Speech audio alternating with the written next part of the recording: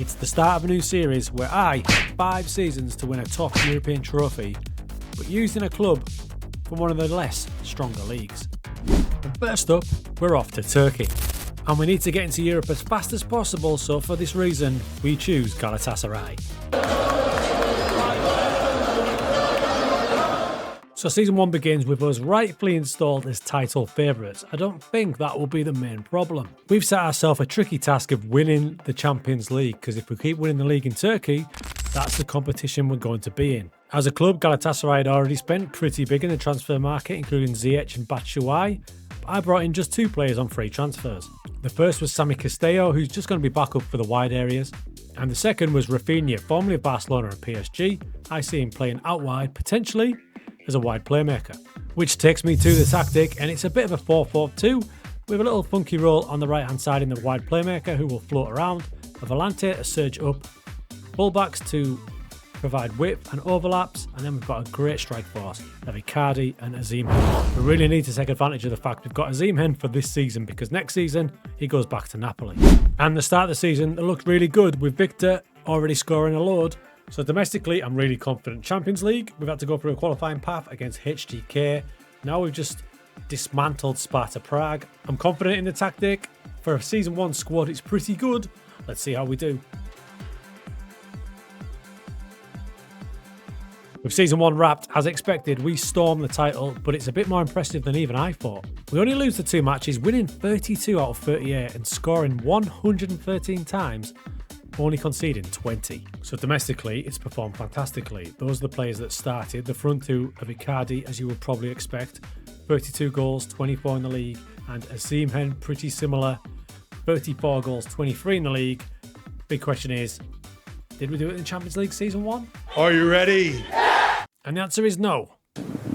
Emphatically no.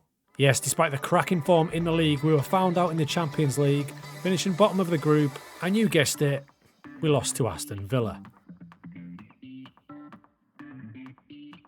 Now let's talk the positives. The positives are, throughout the season, we were pretty spectacular. You don't get a league campaign like that, having performed badly. And as you can see from our season 1 stats, we were totally dominant. Therefore, going into season 2, I'm not going to change too much. Ziyech is leaving for Saudi, and we know Osimhen's going back to Napoli. Therefore, there's a few gaps to fill, but I am going to keep pretty much the same tactic. And we also need to get a new goalkeeper, because long-serving Muslera, he's leaving us at the age of 38. The good news is we have 28 million to spend, and there's also a few very decent players that are currently out on loan that might be able to jump into our team. Season 2 with Galatasaray, some good moves in the transfer market. We brought in 18 million and we spent 32. First in is our new goalkeeper, Wojciech Szczesny, comes in from Barcelona on a free. Sergio Gomez for a really attacking fullback for 4 million. I brought in Makoku on loan to replace Osimhen, and perhaps for some a surprising signing, Ben Brereton Diaz, 20 million. He just does really well in FM. So going into season 2, I'm not going to change too much, but we do have Zaniolo who can play down that left-hand side. I think he'll be a really good addition. Now, we've got Wilf Zaha as well. Not sure what to do with him because he is 32, and in the Turkish league, you do have to register a maximum amount of foreign players, and we might just be tipping over the edge, so I might cash in on him, especially with that wage of £105,000 a week. Rafinha last season was good. He's 32 now, so his attributes are on the decline, but last season he was good in terms of goals and assists, and in pre-season so far, he does have 5 assists, so he's probably worth persevering with at this stage. Up front, I've got no problems with Icardi. He'll continue to be class. It's just whether or not Makoku can realise his potential and replace Osimhen. Now in pre-season, he scored 5 in 5, so the signs are good. But we do have to keep an eye on these registration rules. Like I said, maximum 12 foreign players, so there is a few that are going to miss out. It's just the way it is. At the minute, Zaha does miss out, but I know this tactic does well in the league. Let's see how it goes. We haven't played a league match yet, but we've looked really good in pre-season. We start with Fenerbahce in the Super Cup, and then we've got to qualify for the Champions League again. We need to see progress this season. Season 2 comes to a close with the team chemistry pretty much perfect, and it's our second successive league title. We lost 4 matches this time, still bagged another 120 goals, only conceding 27. It's safe to say this tactic is built for Turkish football. How about the Champions League? Well, it reverts to the league phase this time, and we come in at 21st, finishing just above Juventus, Celtic and Ajax. winning 3 out of the 4 matches, including a big win against Barcelona, but we did lose the 4. PSG, Tottenham, Leipzig, and really disappointingly to Antwerp. Into the knockout rounds we went, where we drew RB Leipzig in the playoffs. Zaniolo got us the win in the first match, but in the return game, Leipzig turned it around with a 3-1 win. We fail again in the Champions League. Right, we're in a tough spot here because we are dominating our domestic league, comfortably winning the league back-to-back. Just can't get over the hump in Europe. Now, the good thing is about Europe is we are beating some big teams. If we look into the league phase here, this Monaco game, we were pretty dominant.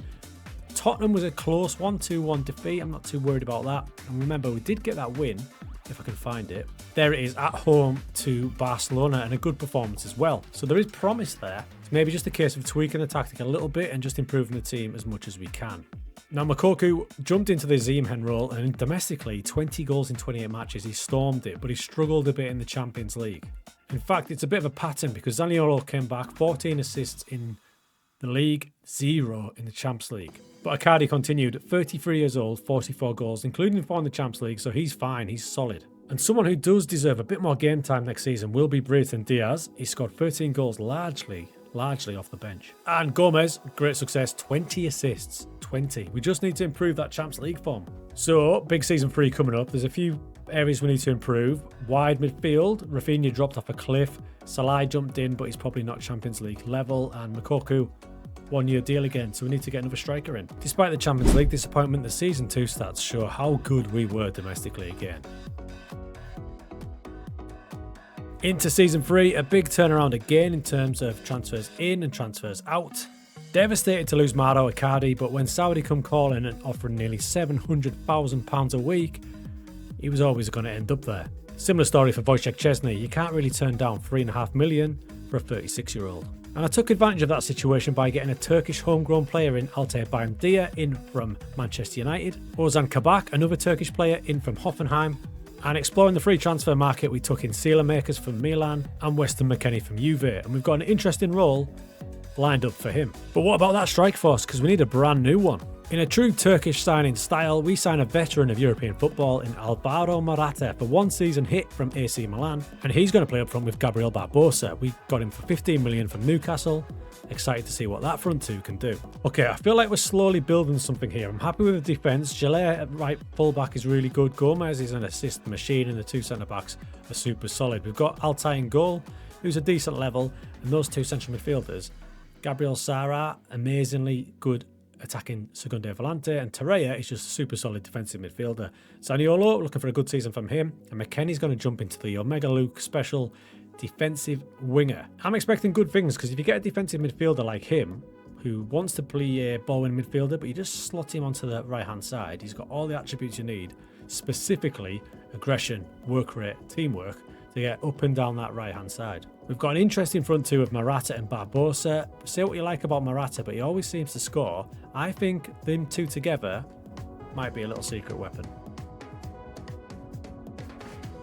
Well then, Season 3 was interesting.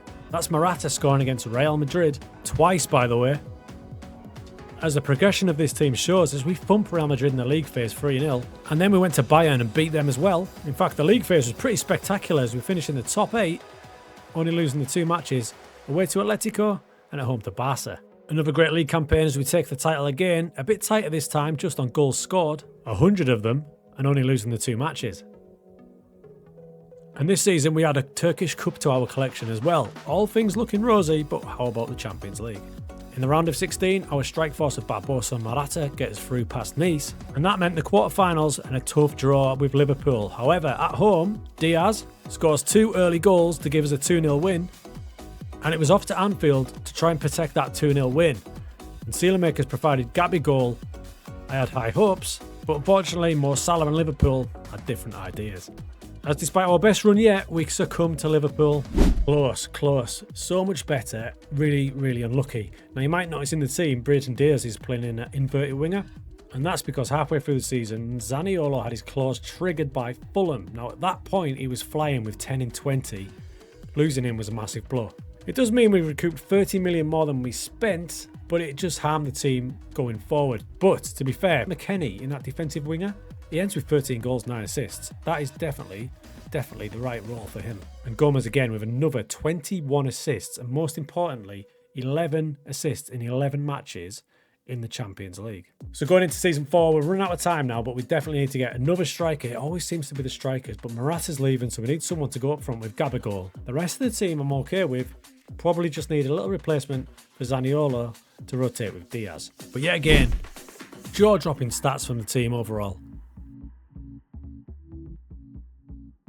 Into season 4 pre-season, and this is where we cut loose a bit in terms of transfers in, spending some of that money that we've brought in.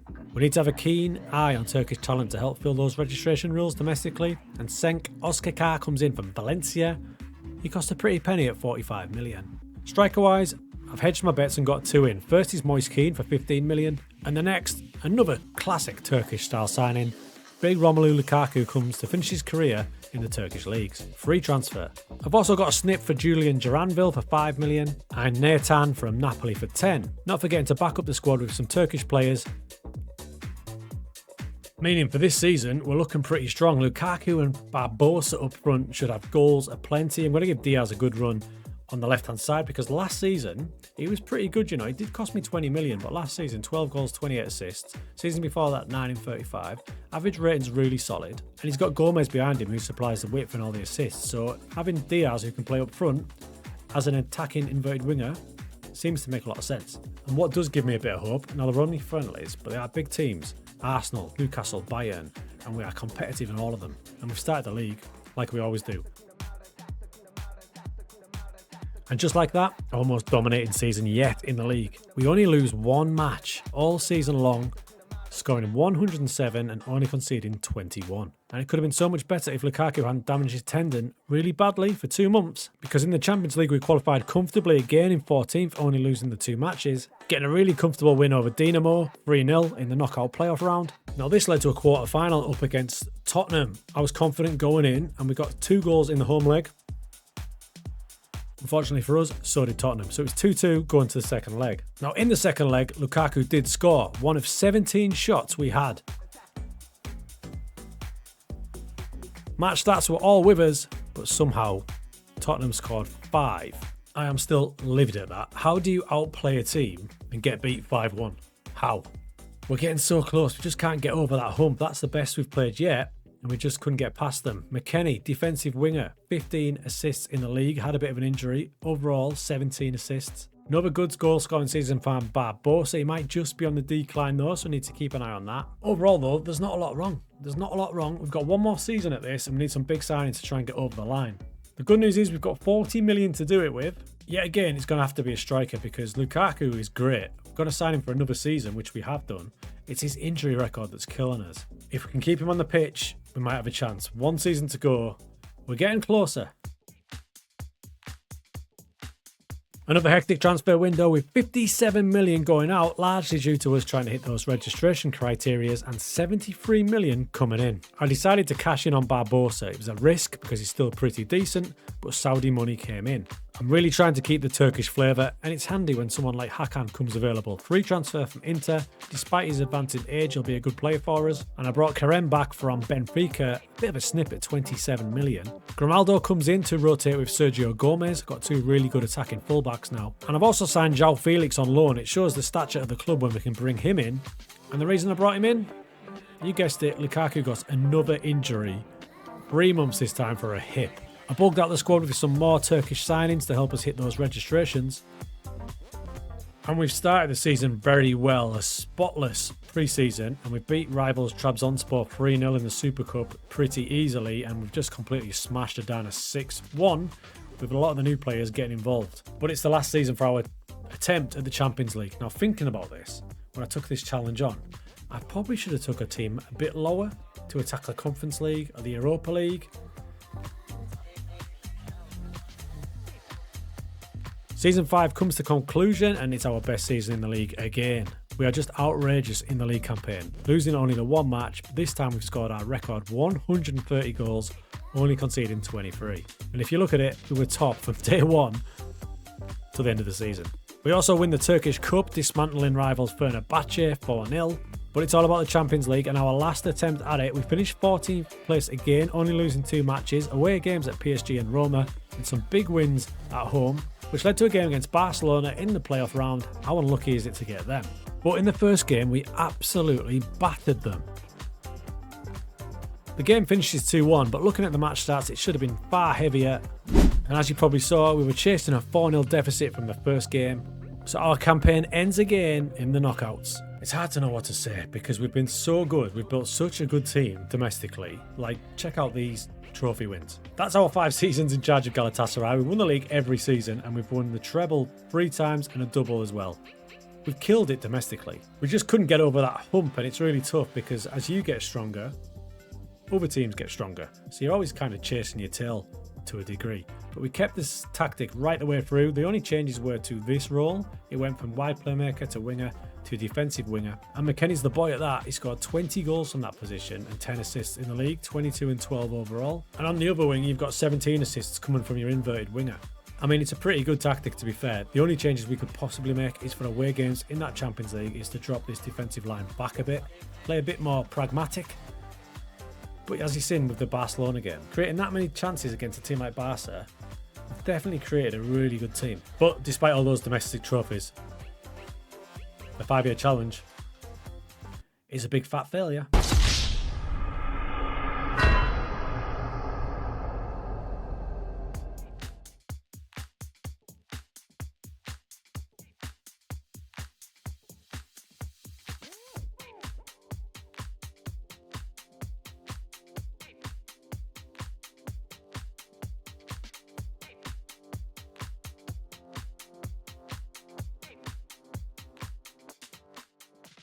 Aye, 5 seasons to win a top European trophy, but used in a club from one of the less stronger leagues. Last time with Galatasaray, despite winning title after title and cup after cup, we ultimately came up short in our chase in Europe, as the big European powers got the better of us. This time we take a new approach as we go to Bulgaria. Our 5-year mission takes place with historic Bulgarian club Botev Plovdiv. Bulgarian football has been dominated for years by Ludogorets, and we are slotted in 4th position in terms of pre-season favourites at 25-1. And in Season 1, we will be straight into European competition, taking part in the Europa Conference League, which might be our best shot. Transfer-wise, there wasn't a lot going on. They'd already made a couple of signings before I got here in a loan signing and a free transfer. Free transfer is actually a pretty good player in Bradley Denuya. He's going to be our left wing-back. But we don't have a great deal of money, so for Season 1, I'm going to go transferless. And that brings us to the Season 1 tactic. As you can see, we've got a flat back 4. Gets a little bit funky higher up the pitch. I'm going to have a double pivot in the central midfield areas, a defensive winger, which is fast becoming one of my favourite roles in FM, and supporting the front line of a solo striker on advanced forward. We have a shadow striker to break in, and an inside forward as well. And so you can get a grasp of the type of player we've got at this level, this is our key player, Anthony Uja, who's a 33-year-old Nigerian striker, and Vinny Tribule, who's a striker who I'm going to play as an inside forward. Okay, Bulgaria, a league I've never been before to manage, and it's one of those leagues which is pretty common around Europe where the league is classed as preliminary, so you then break into 2 halves, championship relegation, and we're going to hope to be in the championship group. The big problem is going to be Ludogorets, who just dominate Bulgarian football. In fact, as you can see here, since 2011-2012, they've won the league every season.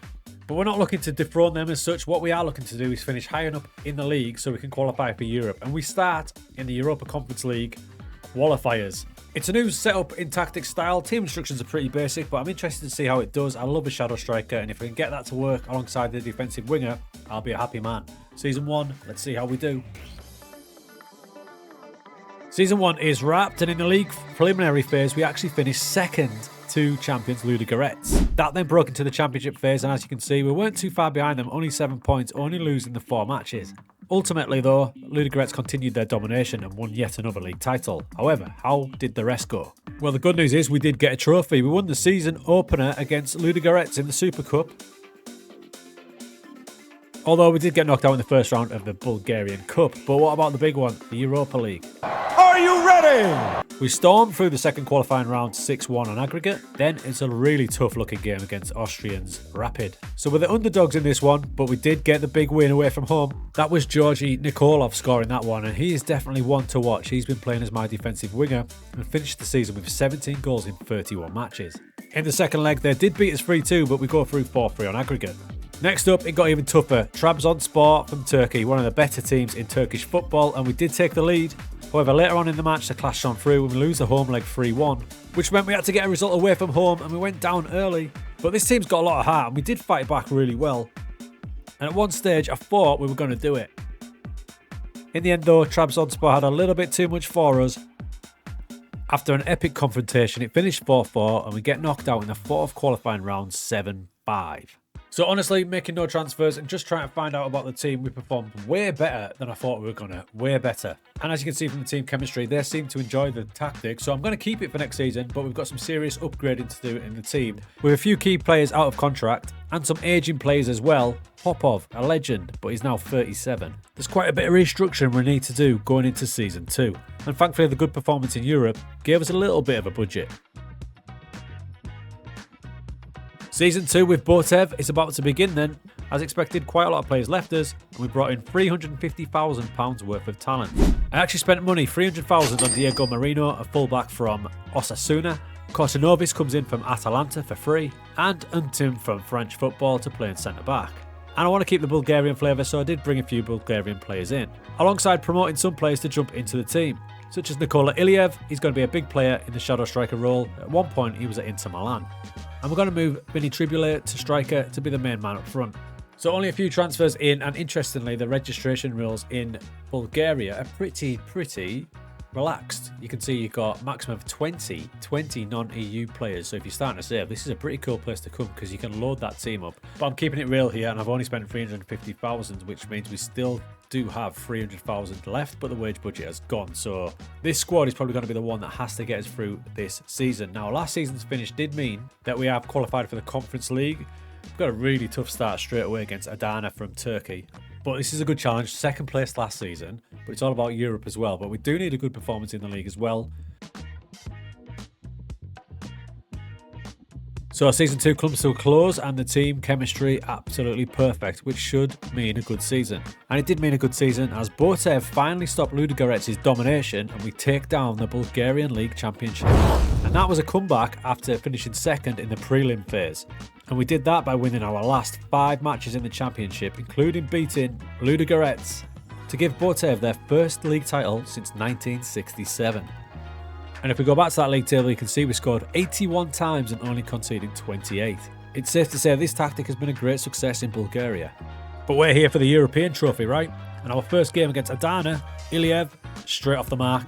The front two of the shadow striker and advanced forward Tribule meant a stunning 3-0 away victory, which sent us through 6-2 into the next match against Swiss side St. Gallen, drawing the first leg 2-2, and despite our absolute domination in the second leg, we somehow lost 3-0 and we're out 5-2 in the third qualifying round. So that's a tough one, that, because the Conference League is probably our best chance and we go out in the qualifying round 2 seasons in a row. The team's playing great, but we've kind of become victims of our own success here. Because by winning the Bulgarian title for the first time since 1967, that is going to put us into the Champions League. And although I do like my squad, you can't imagine that some of these players going up against the likes of Haaland and Mbappe, it's not going to be pretty. Saying that though, there was some stunning new performances like Iliev. It seems to have resurrected his career. Remember, he was at Inter Milan, they saw something in him, but look at his attributes rising, and he did bag 18 goals last season. And I love this man on the right wing. He's not the ideal winger, but I've kind of forced him in there. He wants to play up front. He's a big, aggressive 6'3", and he's been doing really well. And that new signing at right back, Marino, signed from Osasuna's B team, had a cracking season with 12 assists, and now teams like Leeds are looking at him. So I haven't to find players from unexpected sources to try and build this team, but next season in the Champions League. But let's not downplay it. Stopping the domination of Ludogorets was a pretty damn good season. Into Season 3, loads of players left us, mostly on free transfers, and we bulked the squad up where we could. But the main heartbeat of the team was pretty much exactly the same as last season. The only player that will come in is Matteo Ricci, who comes in from Sampdoria. That's the kind of level of players we can attract at the minute. But I'm hopeful with the front two of Iliev and Tribule we might be okay. Because last season Vinny did bag 24 goals and he started this season pretty well as well. And we continue to build the team around our Bulgarian central midfielder Yanis Karabelov. And we are fortunate we've had a good goalkeeper from day one in Hans Christian Bernat. So the season is underway. We're going to keep the same tactic. It works well with the clutch of Bulgarians we've got in the team in Iliev, Nikolov and Karabelov. In the league we've started well. Randomly we're conceding more goals this season for some reason, but we have scored 16 and we do sit top of the table. but it's all about Europe. It's another interesting season, and with one game to go in the league campaign, we are currently second to Ludogorets. But as you can see, our last game of the season is at Ludogorets. If we beat them, we are champions. And that would take us back into the Champions League next season. And let's talk about this season's Champions League, where we qualified in the first round by smashing Maribor 7-1, which sent us into the next round to play Hammarby, and we battered them again. Yet another qualifying match, this time against Maccabi Tel Aviv and Iliev with a hat-trick from Shadow Striker. That sent us through 6-2 on aggregate, which meant we had one more match to get through to get to the league phase of the Champions League, and it was against Bosnian Sarajevo. And we turned a first leg deficit around to qualify 5-3. We are actually in the Champions League proper. Unfortunately though, that was the highlight of our European campaign, as we finished 35th out of 36 teams, losing 8 out of 8. Lowlights including getting beat by Porto 8-2, Ajax 6-0, and another 6 against Napoli. And this is where having 35-year-old Estonian centre-back Tam up against Cavadonna and Azimhen is just unfair. On the positive side, we put up a better fight against Milan, and we did score a legendary goal against Man City as Iliev scored in a 3-1 defeat. So look, an up and down Champions League campaign, it's fair to say. The start of it, beautiful. Got into the league phase, and that is the big problem with this. If we're in the Champions League, we've basically got no chance. And that brings me to the next match, because if we beat Ludogorets, we are champions, which means we've got to do that again. Temptation to throw the game and finish second on purpose was very real, but we did put our first choice team out, and we did ultimately come up short to a penalty, so we won't be in the Champions League again. It does mean Ludogorets get their title back, but we can deal with that later. Because the good news is, thanks to the Champions League campaign, although it was brutal, it gave us loads of money, which meant the club got quite generous and gave me a 6 million transfer budget. With the money burning a hole in my pocket, I didn't go too crazy though. First in came Ilcic from Bologna, looks a snip at 800,000. 300,000 was spent on striker Pablo Rodriguez from Lecce. Holding midfielder Elliot Matzeo came in from Monaco. Bulgarian Andrean Kraev. I love the fact he's Bulgarian, he's coming back to his home country, and he can literally play anywhere, right down the middle. He's going to be a holding midfielder. In from Marseille's Bamo Maite, an Ivorian centre-back, alongside the free transfer signing of Harrison Marcelin. More free transfers from Adam Montgomery from Celtic and Alan Virginius from Lille. This meant for Season 4 we had a pretty stacked squad for our level. I'd also changed the tactic up a little bit by dropping one of the wingers back, so we've got double defensive wingers now. So this season it's back in the Europa League, and thankfully we've got through the qualifiers pretty easily. Decided to prioritise Europe this season by having a separate team for domestic campaign and a European team as well, which was all of our better players. Still, it wasn't a total disaster in the league as we finished second yet again to Ludogorets, but this time we also got ourselves a Bulgarian Cup. So that win kept the fans happy, but what about Europe? Second qualifying round was AEK Athens. I thought it was going to be tough, it ended up 12-1. And then we turned it around against Belgium's side Antwerp and qualified for the league phase. The tweak to the tactics seemed to have worked because in the league phase we were outstanding, including this 8-0 win.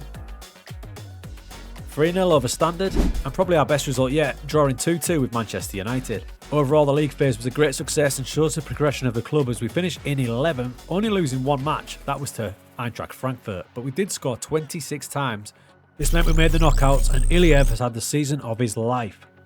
He rifles in a double in the second leg to take us through 6-0, and this season he's bagged 44 goals in all competitions from Shadow Striker. Unfortunately for us, in the next round, in the last 16, we drew Eintracht Frankfurt, the team that batters in the league phase. And it didn't look good. By half time we were already 2-0 down, and that was at home. But we came storming back, and in the first leg we actually took a 3-2 lead to Frankfurt.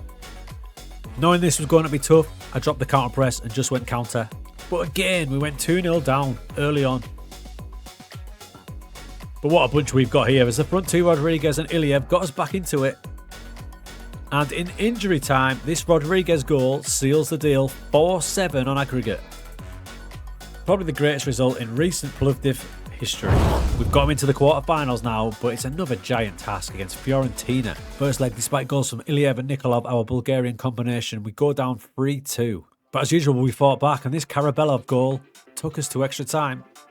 A corner from Fiorentina meant we heartbreakingly go out at the quarterfinal stage, but what an effort. Oh, yeah, that was some effort from the boys. I thought we were going to do it. Quarterfinals is the best we've done yet, but you can see the progression, and this little tweak on the tactic by literally dropping this fella back to defensive winger has done the trick. Front two, great success. Yet again, we found another sneaky little talent. 300,000 Rodriguez cost us from Lecce. He scores 39 overall, but more importantly, 17 goals in 14 in the Europa League. The boys are talent. So it's going to be pretty tough to improve this team, but I'm hoping that little run will help us in regards to transfer budget. At the minute, it's saying 8 million, which would be very handy indeed. But the good news is, by using that technique of resting players in the league, it does mean we're in the Europa League next season. So for our final attempt at this, at least it'll be the Europa League and not the Champions League. But I'm going to look at ways to improve this team now, but I am getting attached to them. Very, very good they are. It's time for our final season, and I went for quality over quantity this time. 500,000 for Philip Billing from Bournemouth. Got a cracking free transfer from Gilardi from Sampdoria to play centre-back. Another free transfer in Jordan Carrillo. He's going to play shadow striker and give Iliev a rest. And our final free transfer has Hwang Hee-chan from Wolves. Now, he can play up front, but I think with his mentals down there, he might be a good option as a defensive winger. And just as the season was getting going, Espanyol stole Bernat from me in goals. So I went to Southampton and bought Gavin Bazunu for 3.8 million. He's an upgrade. The bad news was Pablo Rodriguez damaged his cruciate ligaments and missed most of the season, which will probably mean a more advanced role for Iliev with Carrillo behind him. Before his injury, Rodriguez scored a hat-trick in a 6-0 win against Ludogorets in the Super Cup. And the league campaign was absolutely outstanding. We won our second Bulgarian Cup as well. And late in the season, Pablo came back from his injury, scored this equaliser away at Ludogorets, and that gave us our second Bulgarian title, beating the mighty Ludogorets to it, scoring 101 times, only conceding 27. So that slight change to the tactic has done the business in the league. We've got our league title back, we've won a double, a treble with a Super Cup, and Iliev, what a boy he is. He's now wanted by some top clubs, but another booming season, 24 and 22 in the league, so you can see we rested him quite a lot. Pablo's only just came back, but he's still bagged 12 in 16. Another good player is Carrillo. He came in as a backup, but he's done his job, 19 goals.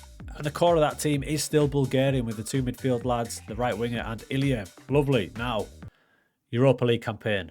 Strap in. Are you ready? I was worried when we drew Shakhtar Donetsk in the qualifying round, but I shouldn't have been as we beat them 6-2 on an aggregate. The league phase really started going when we played Sporting at home and absolutely drilled them 5-0. That was a battering against one of the top teams in the competition. We followed that up by beating Basel 4-1 away. Atalanta! And our best performance since we joined the club away at Atalanta from Serie A. A majestic 3-0 win in which Atalanta had one shot. That means, unbelievably, we qualify out of the league phase in second, winning 7 out of 8, only conceding 5 times. Now it's getting really tough. Round of 16, Valencia. First leg, we lose 3-2. This was so tough, but a 93rd minute Ilčić goal from a corner sent us to penalties. Cabor has to score this. Bazunu saves, and then day one, Dinoja has a chance to put us through, and does. But then the toughest quarter-final possible, Newcastle United. And just take a look at that starting 11. We had to play counter and set pieces, but outrageously, at St James's Park, we got a 2-0 win. In the home leg, I shut up shop, playing defensively, 0-0, we're through to the semis. It continues to be tough as we got French club Lille in the semi-final. Not the greatest result at home, 2-2. In a massively tight game away from home. There was one goal that we needed. Hwang down the left, whips it in, and there's our boy Yanis. He's been there since we started, and his goal sends Botev into the Europa League final. And wouldn't you know it, it's against Atalanta.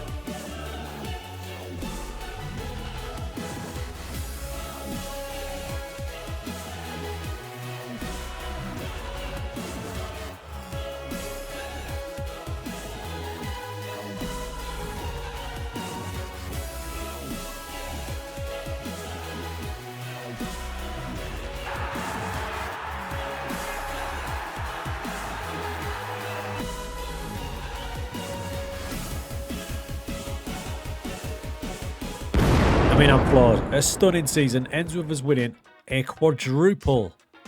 These boys have made themselves absolute legends. One of the most enjoyable short-term saves I've ever done. I was dying to put this on a video so you could all see it. That was outrageous. I think what I mostly loved about this is we're signing players that I have not seen before in the game or used before, such as Rodriguez here from Lecce, Spaniard, and then Iliev, who I've used in prior FMs. We've just reborn him. He's reborn now. His value is a joke at 2.3 to 5.2. He's worth 10 times that. He just keeps scoring goals. All these goals here are from a shadow striker position. And the other thing I like is we've kept plenty of Bulgarian talent involved as well. Karabailov's been there since the start, as has Nikolov and Iliev. Kraev we brought in. Both tactics we used were really good. This was the one that got us over the line, but the other tactic also got us the Bulgarian title as well. This one just seemed better fitted to Europe. And now in Europe, in them tough games, specifically against Frankfurt and Newcastle, I dropped the counter press to counter, and the defensive line dropped back a bit as well. You can see it's higher defensive line where it used to be much higher.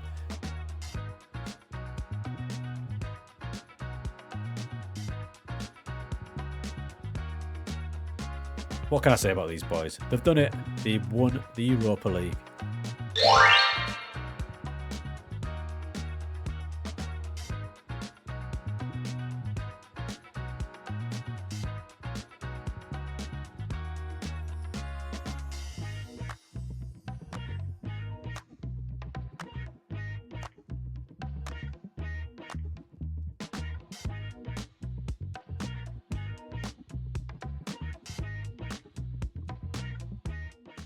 We're attempting to win a European trophy with non-elite league teams.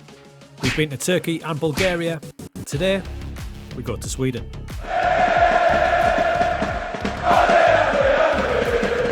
Our mission this time takes place in Stockholm with AIK, Allmänna Idrottsklubben. How did I do?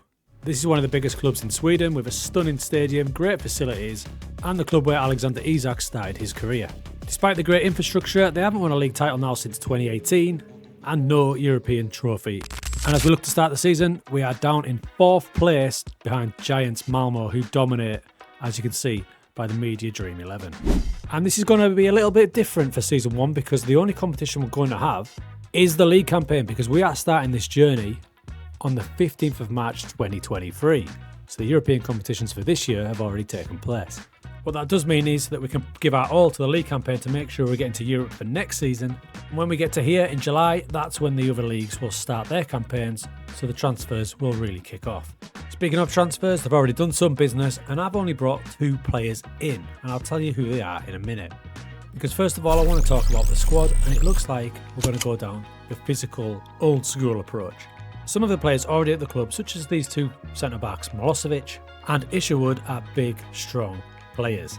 Add to that 6-foot striker John Guidetti, you can see the squad as an overall has a higher than average physical rating. So we're going to jump into that.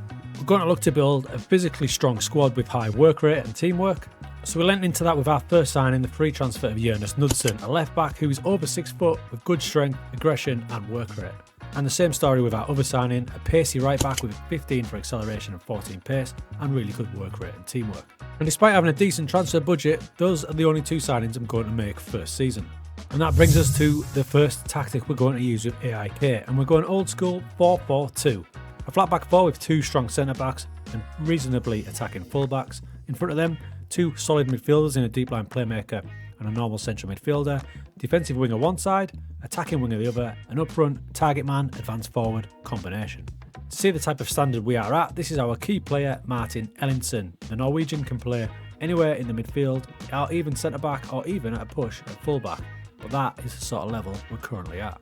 There are other players of a similar standard, all around the attribute mark of between 11 and 14. So last time in Bulgaria, that was new to me. Well, this is new to me, starting a league campaign in mid-March 2023, effectively going back in time. But it does mean we can solely focus on this. Now, the Cup does start, but it starts near the end of the season and goes into the next year. As far as the tactic goes, 4-4-2, I'm looking forward to going old school 4-4-2. I just imagine all those Swedish teams hard working, in your face, whipping balls into Zlatan and Guidetti. He's a player who had so much promise when he was younger. Started off at Man City after they took him early from Swedish football, but he never really got going, did he? So we're going to hope to resurrect his career. But it's a really good, hard working team with no real player standout. So I'm going to try and keep it that way throughout this journey, concentrating on teamwork, old school tactics. Let's see how we do, but it's time for season 1. And let's hope we can get back into Europe straight away. Well then, season 1 is wrapped and it went a little better than even I expected. I'm not quite sure how it happened, but we have guided AIK to their first league title since 2018, only losing 5 matches. And remember what I said about the cup? Well, we are through that, but our next match is sometime in the future. So a stomping season, and the old school approach of wing play to Guidetti worked a treat. We wanted to resurrect his career, and we've done just that as he scores 25 goals in 28 matches. So we win the league, and other than Guidetti, who was top of the goals and average rating charts, we have no real standouts. The clean sheets were good from the goalkeeper because we are defensively solid, but if you look at the average ratings, there's a list there. We've not exactly dominated, are we? We've got 3 in the top 20, and it's a similar story in the assists league table, so no massive individual performances. It was more about the team collective, so our focus on building a strong team based on work rate and physicality has seemed to pay off. And winning both matches against Malmo was surely welcomed by the fans as well. So an interesting season. We actually did it by conceding less than a goal a game and scoring nearly 2 a match. Not bulldozing teams, as you can see from the average ratings down there, nothing massively spectacular other than Guidetti. As we start planning for next season, we can see we've got an absolute host of players about to be out of contract. I make it 10 or 12. We do have a great under-19s team, but for next season it's probably a little bit early. So we better do some prep, because by winning this league title, we've sent ourselves into the Champions League.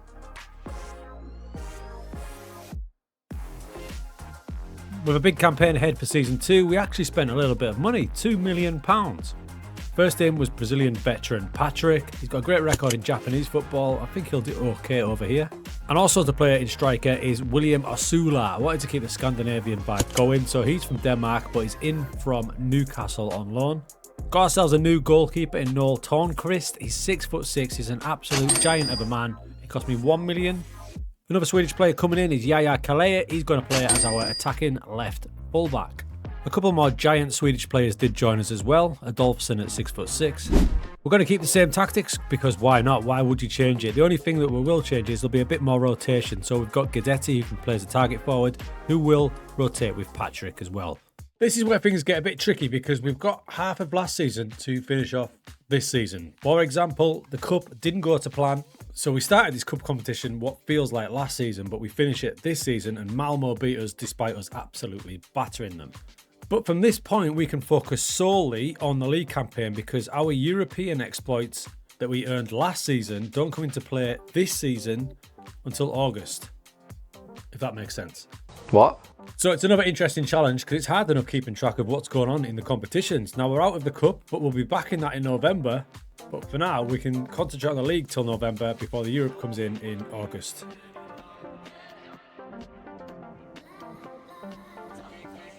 Season 2 comes to a close, and you can see I have made room in the squad because it's time to upgrade it. So what did happen this season?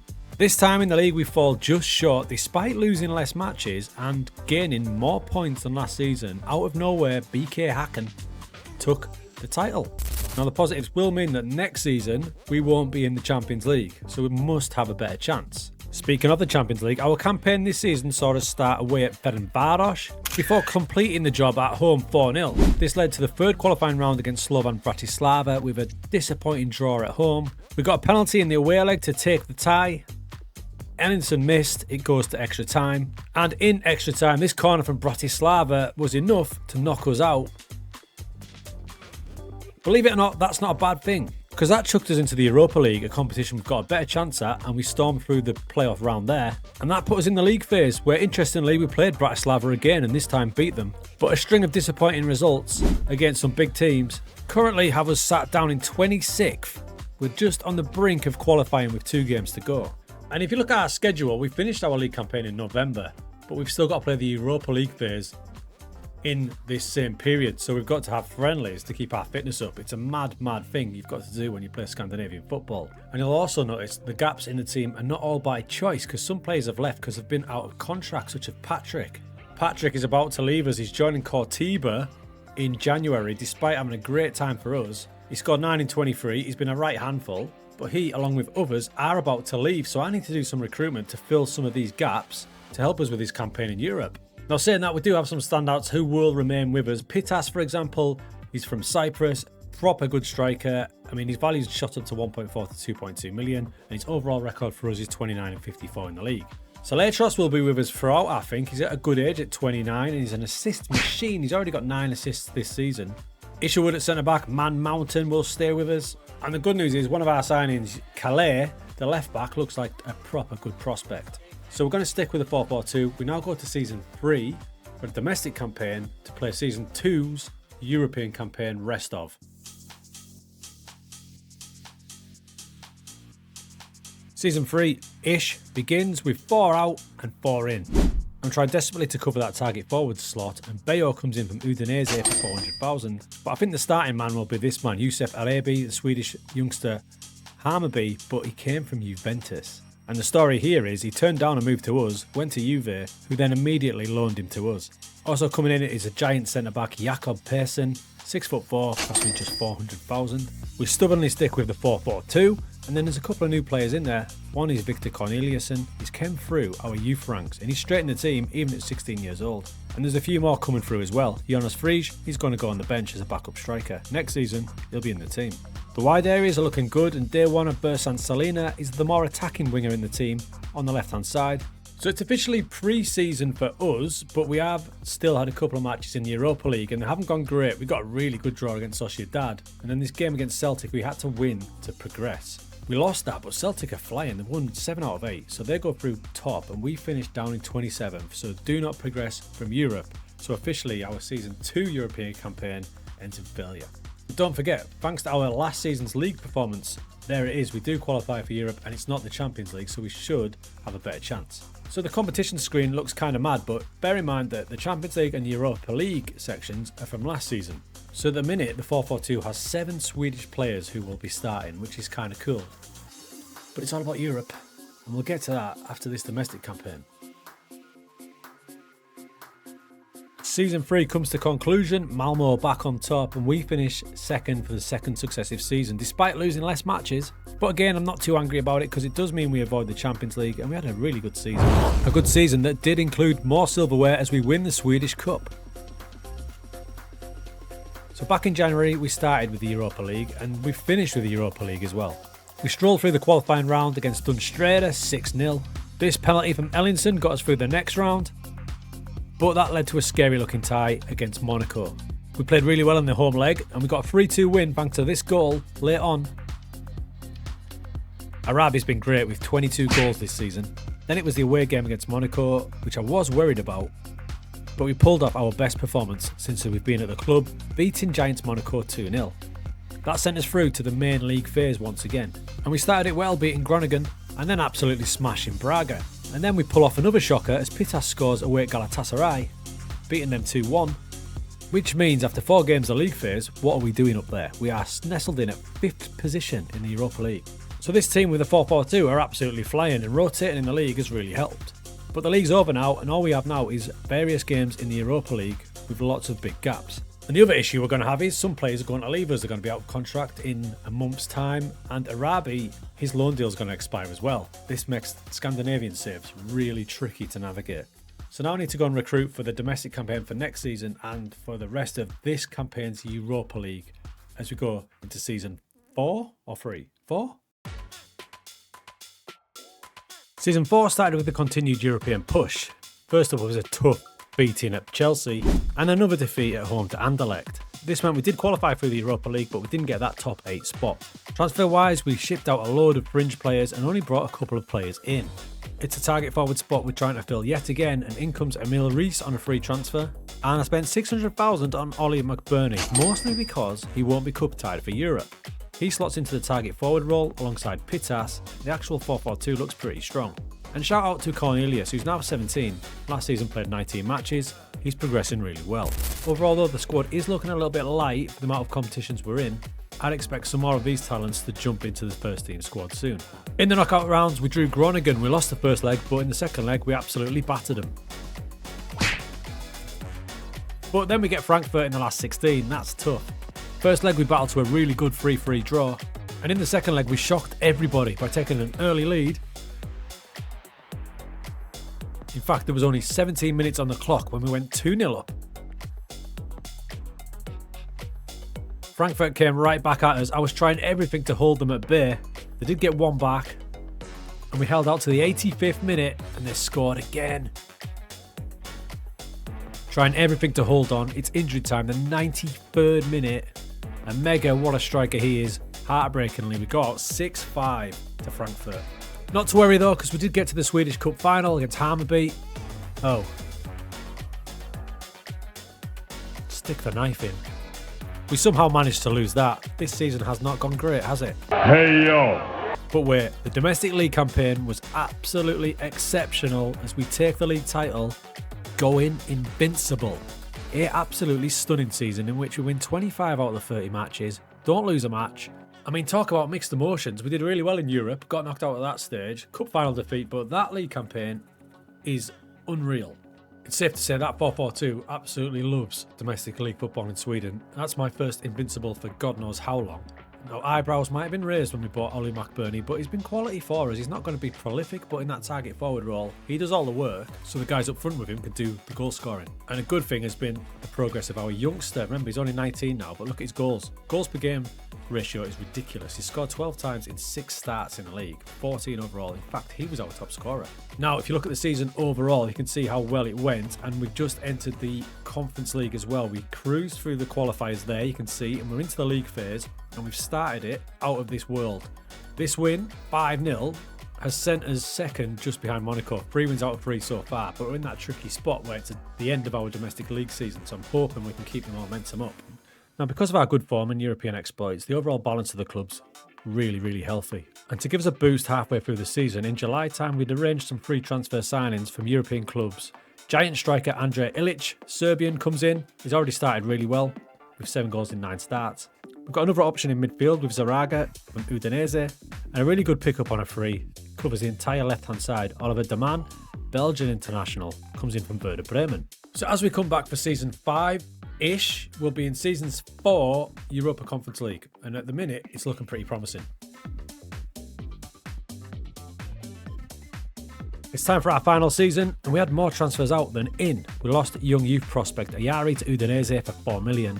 Only 2 signings came in. One was a backup keeper in Jerome Pryor, and the next was Giuliano Simeone for 2 million from Atletico Madrid. We're going to our final season, maintaining the 4-4-2. The only thing I've changed now and again is changing the target forward to a pressing forward in some matches, but not often. Conference League wise, last season we finished off with a 3-0 win over Flora and a 2-2 draw at Trabzonspor. This meant we did qualify in the top 8, undefeated as well. The draw was kind to us as we smashed Aris in the round of 16, and in the quarterfinal we drew Lask with a hat-trick from our youngster, homegrown Frege. That 4-2 win was enough to send us through. What I've enjoyed most about this save is we've kept the heartbeat of the team pretty much the same since day one. There's a load of players from day one, including Corneliussen and Frey, who are homegrown talents. So we've made it all the way through to the semi-finals of the Conference League. But then, my worst fears were realised. Are you kidding? Oh shit, here we go again. New viewers to this channel, you may not realise what this means, but take a look at this video and then you'll get it. Aston Villa in the semi-finals.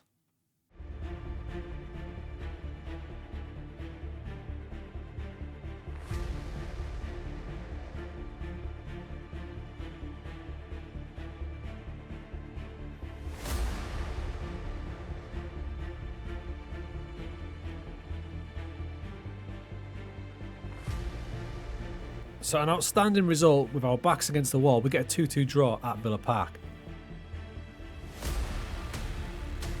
Back to Stockholm, the dream start after 20 minutes. Deep cross, man mountain, bang, 1-0. Took until the 46th minute, but Villa did equalise.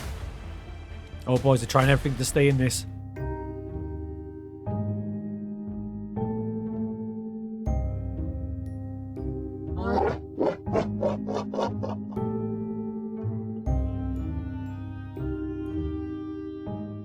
How many times have I seen that this year in FM25? So Aston Villa ruin it again. I mean, we fail this challenge. But to make myself feel better, I played the rest of the domestic season out. We beat Malmo in the Cup 2-1. And we take down the league title again. Which means domestically we had a pretty good time. Nabbing 5 trophies in 5 seasons. But ultimately, the ghost of Aston Villa costs us again.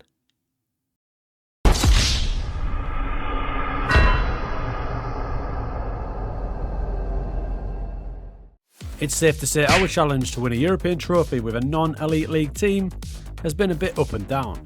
Success in Bulgaria, but close calls in Turkey and Sweden. The next stage in our journey, we're off to Czechia, FC Victoria Plzeň.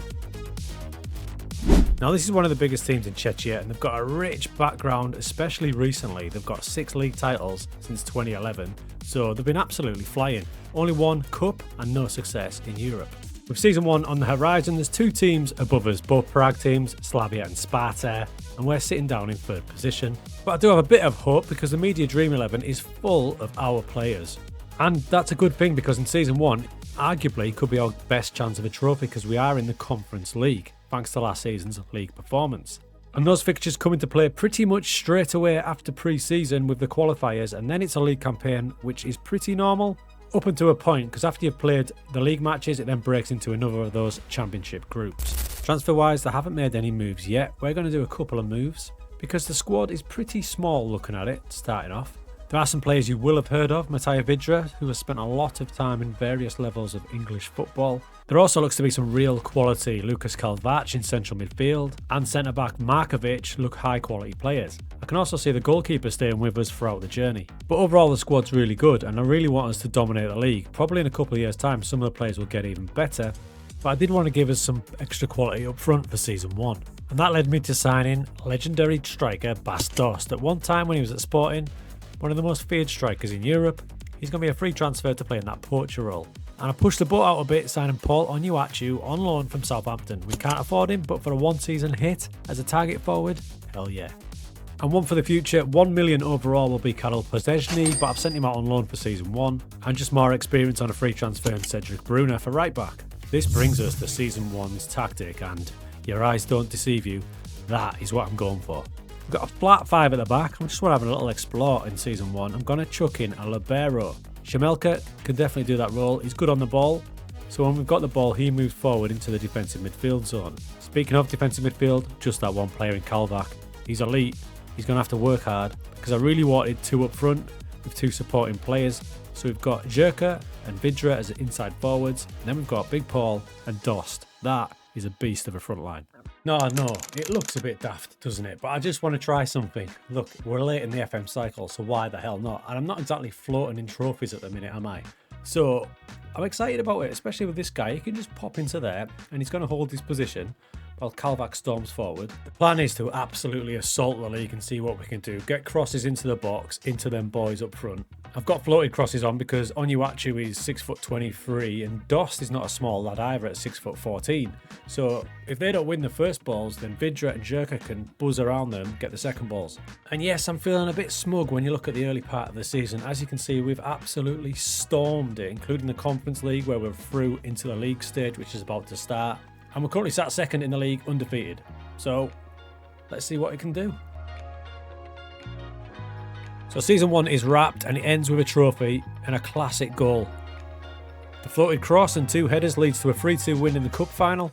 And unbelievably, we actually take down the league title as well for a double. And this was after finishing 2nd in the league stage. A key man in all of this was the libero Shemelka. He actually clocked in 12 assists from that libero position. As far as the Conference League goes, first season it was the old school approach and we finished top of our group. That led us into the round of 16 where Copenhagen absolutely battered us, but we're not exactly set up for away matches, and at home we turned it on its head. 5-1, go through 6-5. But then reality hit because we drew Fiorentina in the quarter-final. The legendary Bas Dost will retire at the end of the season, but he did give us the lead. Unfortunately, that mistake led Moise Kean to equalise. The first leg ends 2-1, and away from home they beat us 2-0. Despite being down to 10 men, they just had too much for us. So domestically, a dream season, probably too good, because you know what happens when you win the league. We're then in the Champions League next season, but 2 trophies, playing that, I think that's not bad. Onuachu ends with 28 goals. He's going to be hard to replace. We cannot afford 15 million. But already at the club is literally his mini version of himself. He's also Nigerian, Rafu Duru Sinmi. Played a bit this season, scored 8. He's going to start next season. I've got high hopes for him. But overall, there's quite a bit of work to do for the squad. I'm kind of tempted to keep the same tactic. We just need to maybe get an away version for those tougher European nights. But in the league... So there was a bit of rebuilding to do this off-season, and it got a bit worse because in the transfers out, Villarreal stole our best player Lucas Calvach from Segunde Volante for 4.5 million. But we managed to bring a good clutch of players in. To hopefully replace him will be Filip Souček, free transfer from rivals Slovako. Yanis Ramani comes in, another free transfer, this time from Malaga. Really good attacking fullback from Udinese for just £100,000. And we actually spent money, 1.5 million on Ladislav Almasi from our rivals Banik Ostrava. He looks a really good target forward at 6'6". We're going in with the same tactic for the domestic campaign. A few little tweaks to the player instructions, and then when we're away from home in those tough matches, we're just going to drop back a little bit and drop back the mentality. So, just like last season, we've started really well. We're in the Champions League qualifying path. We've dismantled Sarajevo 7-1 and 2-1, and we're about to go to a really tough one against Dinamo. Now, if we get beaten that, we might drop down to the Europa League. That is kind of tempting, because let's be real, we're not going to win the Champions League. Do we throw it? The end of season 2, and we did get through that qualifying campaign. That led us into the Champions League proper, and we got a really respectable draw away at Bilbao. But reality soon hit with a tough defeat away at Galatasaray, away at Tottenham, and battered by Man City after we went down to 9 men after 15 minutes. I mean battered. However, we did manage to claw some respectability back, and this is a win against Shakhtar, and our best performance in Europe yet, battering Olympiacos. And it was good to see the formation standing up in the Champions League. Ultimately, though, we could not qualify for the next round of the Champions League, finishing 29th, but at least we didn't disgrace ourselves. Domestically, we claimed our second successive cup, but this time in the league, Slavia Prague had too much for us as they clocked a massive 94 points and we finished second. So interesting season, bit of a rude awakening going into the Champions League proper, some brutal results in there, but there was some standout performances. The boy we bought, the 6'6" striker, 91 kg, 26 goals overall, and in the Champions League he scored 10 in 12. What a signing. And our mini Paul Onuachu did his job as well with 30 goals all season, 7 in the Champions League. I've still got a lot of the original players in there, and I definitely need to keep 2 up front next season. We'll probably need to tweak it a bit to try and get some sort of European success. We know that does well in the league. It's battering the first season, domestically as well. I need to come up with something new for season 3. The Champions League campaign might have been tough, but it did give us a good amount of money in the club coffers. So we had a good amount of money to spend, but we went for quality over quantity in the pre-season. First signing in is young international Martin Vitek. It's one of those ones where they buy him off our rival Sparta Prague, immediately loan him to us, and we can sign him straight after. He's a 6'4" centre-back, but I've got eyes on him playing a new cute role in central defensive midfield. More on that shortly. Brazilian Lincoln comes in on a free transfer. I've only managed to get him on a 1-year deal. Same with Alexandra Mende, another striker. I wanted more homegrown players in the squad, so David Pech comes in. He's come from Lazio via Slavia Prague. And Ukrainian left-back Vasily Kravets comes in as well. That leads us to this season's tactic. Your eyes don't deceive you yet again. We're getting funky with a half-back who will drop in. I'm asking this centre-back to stay wider when we've got the ball, which will allow my wing-back to get really attacking and fly up that pitch. The midfielder has a bit more company this time. It's nearly a 4-2-4, but it's a bit more aggressive because I really do need to keep those 2 strikers up front. So that is the new tactic. Now, a word on a few things on it. Domestically, because we're quite a strong team and I'm expecting us to do well, I usually ramp that right up there, push right up the pitch and try to dominate. Same with the attacking mentality. When it comes to Europe, what I'm thinking is we drop back down to standard and we'll play with the mentality either go cautious or balanced because we're just getting exposed a bit too much, especially away from home. And when you look at that tactic, Vitek dropping back will help, but it's still pretty attacking. We're a bit earlier this time. We've played the one match, which looks quite promising. We won 8-2, and as you can see, we created a heap of chances, and our boy Mini Paul Onuachu has started the season pretty damn well with a hat-trick in his first game. Big hopes for him. We've got the Champions League qualifiers again, even though we finished second last season, so maybe the league standing has gone up a little bit. Big question is, will this tactic get exposed again, or will it lead us to a bit more of a European result? Having successfully navigated past Zurich, 4-0 on aggregate, in the final qualifying round, we drew Giants Porto and only just got knocked out 3-4. All was not lost though, because that threw us into the Europa League straight to the league phase. That was as good as it got for Braga in this match because we absolutely dismantled them and scored 7 times in the last 30 minutes. 7 goals in 30 minutes gives us our first Europa League win, and at this slightly lower level, we were much better. This led us into the knockout stage. First up, Partizan disposed of by 3. But a tricky looking tie in the last 16 against Celtic, a team that I notoriously have a poor record against. First leg was a tough 2-2 draw, 96th minute equaliser. So we went to Celtic Park and we performed fantastically well. Lincoln with the winner as we go through 3-4 to the quarterfinals. Speaking of Lincoln, it's a shame we've only got him for one season. Quarterfinals we drew Sporting, really tough looking fixture. But it didn't look like they could deal with our wonky system as we absolutely battered them 4-1 at home. And 2 goals at Sporting send us through 6-4 on aggregate. We're in the semi-finals. A trip to Tottenham, tough. It was 2-2 at half-time, competing really well, but new Tottenham signing Yeremy Pino scored this late goal. That made it 4-2. In the home game we did score early, which gave us some hope. But Tottenham equalised and just had too much for us. Our best effort yet ends in a 3-5 semi-final defeat. Domestically we were strong again though, and we win the league yet again, and this time by a mammoth 8 points. However, the downside to that is of course it's going to stick us back in the Champions League. Season 4, knowing that we're going to be in the Champions League is pretty scary, but maybe we can drop to the Europa League? Not this time, because our performance in Europe has boosted the league level and we go straight into the group stage. Knowing that, we had to get busy in the transfer market. I took Ruben Sanchez from our rival Slavia Prague just for 50,000, and then it was all free transfers. Jakuba Barry will come in as a central midfielder. I wanted some more experience up front, and I got the great signing of Sebastian Haller. He's only 33, he can definitely do a job. But the standout signing was Mikhail Damsgaard, released by Brentford. We took him on a free transfer. High wages, but worth the risk. So we incorporate them boys into the team, and we've got a new version of the tactic just by dropping the fullback back a bit, which will mean we don't need to have Vitek as a halfback. In honesty, I think it's going to be pretty difficult to top last season because semi-finals of the Europa League might be as good as it gets, but who knows, because we have to go straight into the Champions League now. We've gone with a normal back four this time. Bit of a funky midfield. Damsgaard out here. Tempted to play him as a playmaker, but we're going to have him as a winger. Going to let him do whatever he wants. Really happy with the front two. They are elite. But it is nice to have someone like Haller as backup. So like I said, we have boosted the level of our league now, which means we go straight into the Champions League. So if you're champions of Czechia, you're into the group stage. So that's nice. As we end season 4, domestically, it looks pretty good. We win the league again by 12 points. Slavia Prague, nowhere. Baby Onuachu ripped it up this season with 27 goals in 27 league matches. But what happened in the Champions League? Well, there was some standout performances in this one. The first victory against Partizan was followed up by a mad victory away at Marseille. Look at those injury time goals. And following our next match away at Genk, for a short period of time, we were top of the entire Champions League group. That's because we won this match 8-0. It was an absolute murder. Late free transfer, Ahamada scored there. Again, he was released by Sparta Prague and I snapped him up. We put a decent fight up away at Barcelona. And overall, we've got to be happy with that league phase. We finished in 13th, higher than teams such as Bayern, Barca, Napoli.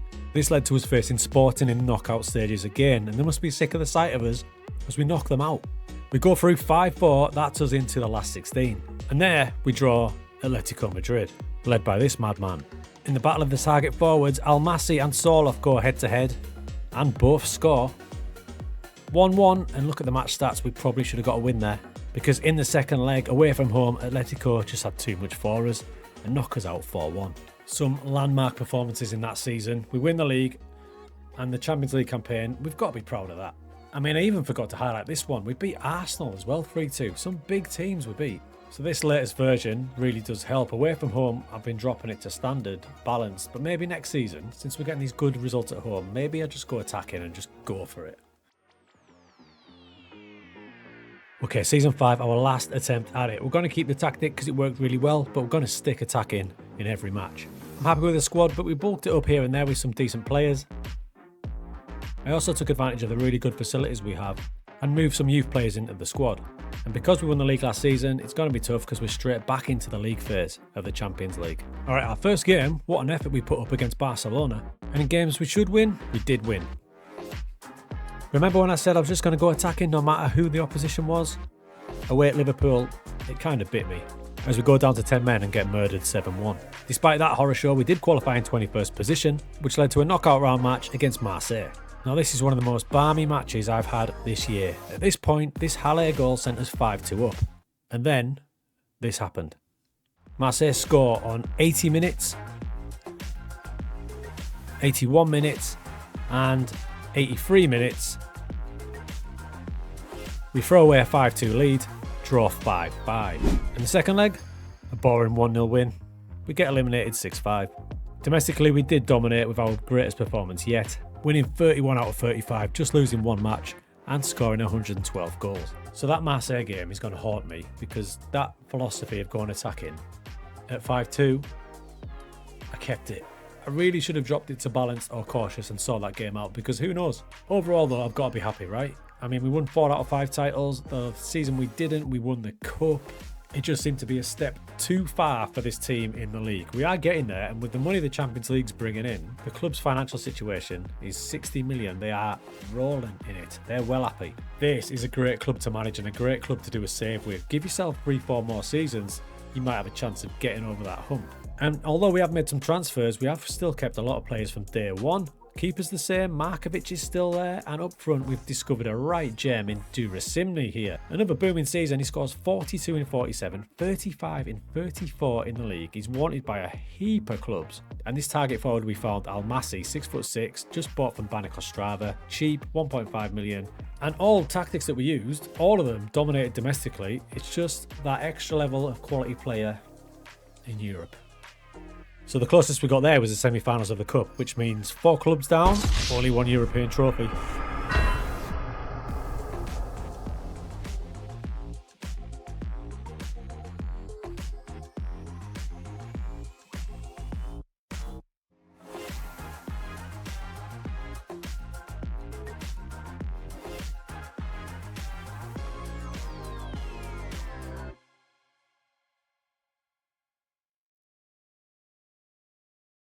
We are trying to win a European trophy with a non-elite league team, and so far we're not doing great. So it's time for a new challenge, a new league, and today we'll go to Greece.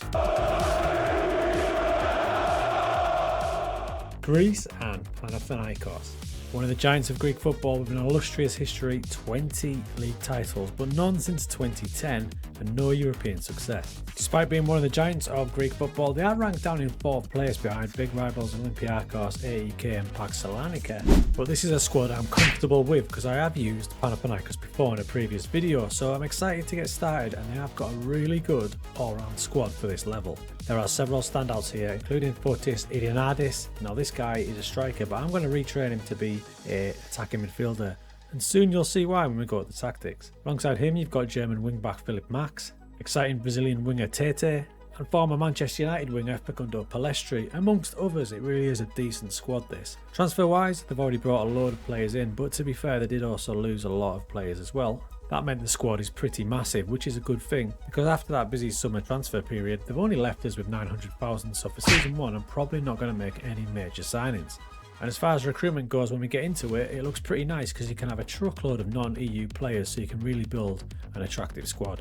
Now for season 1, as you can see from the schedule, we are in the Europa League thanks to last season's exploits, so that's a decent little competition for us to start off in. And that brings us to the tactic. Now as you can see, we're going strikerless in this one purely because of the sheer amount of quality attacking midfield players we do have. And that's why I'm going to retrain our boy Ioannidis to be a shadow striker. So he starts nice and normal with a flat back 4, and I'm not even pushing the fullbacks on too much. In midfield we've got our ball winning midfielder in Maximovic, who is a very good player that just signed, and then we've got those 2 attacking midfielders. Bakasitas is an elite Greek player, and this player is on loan from PSG. Winger on one side, higher up the pitch Palestri to support our boy in the shadow striker role. Right folks, how you doing? So strikerless time for this one, so we haven't done this yet. I've got to keep it funky at this time of year, and what I'm excited about is the central midfield areas and the wide guys. They're going to support our boy up front.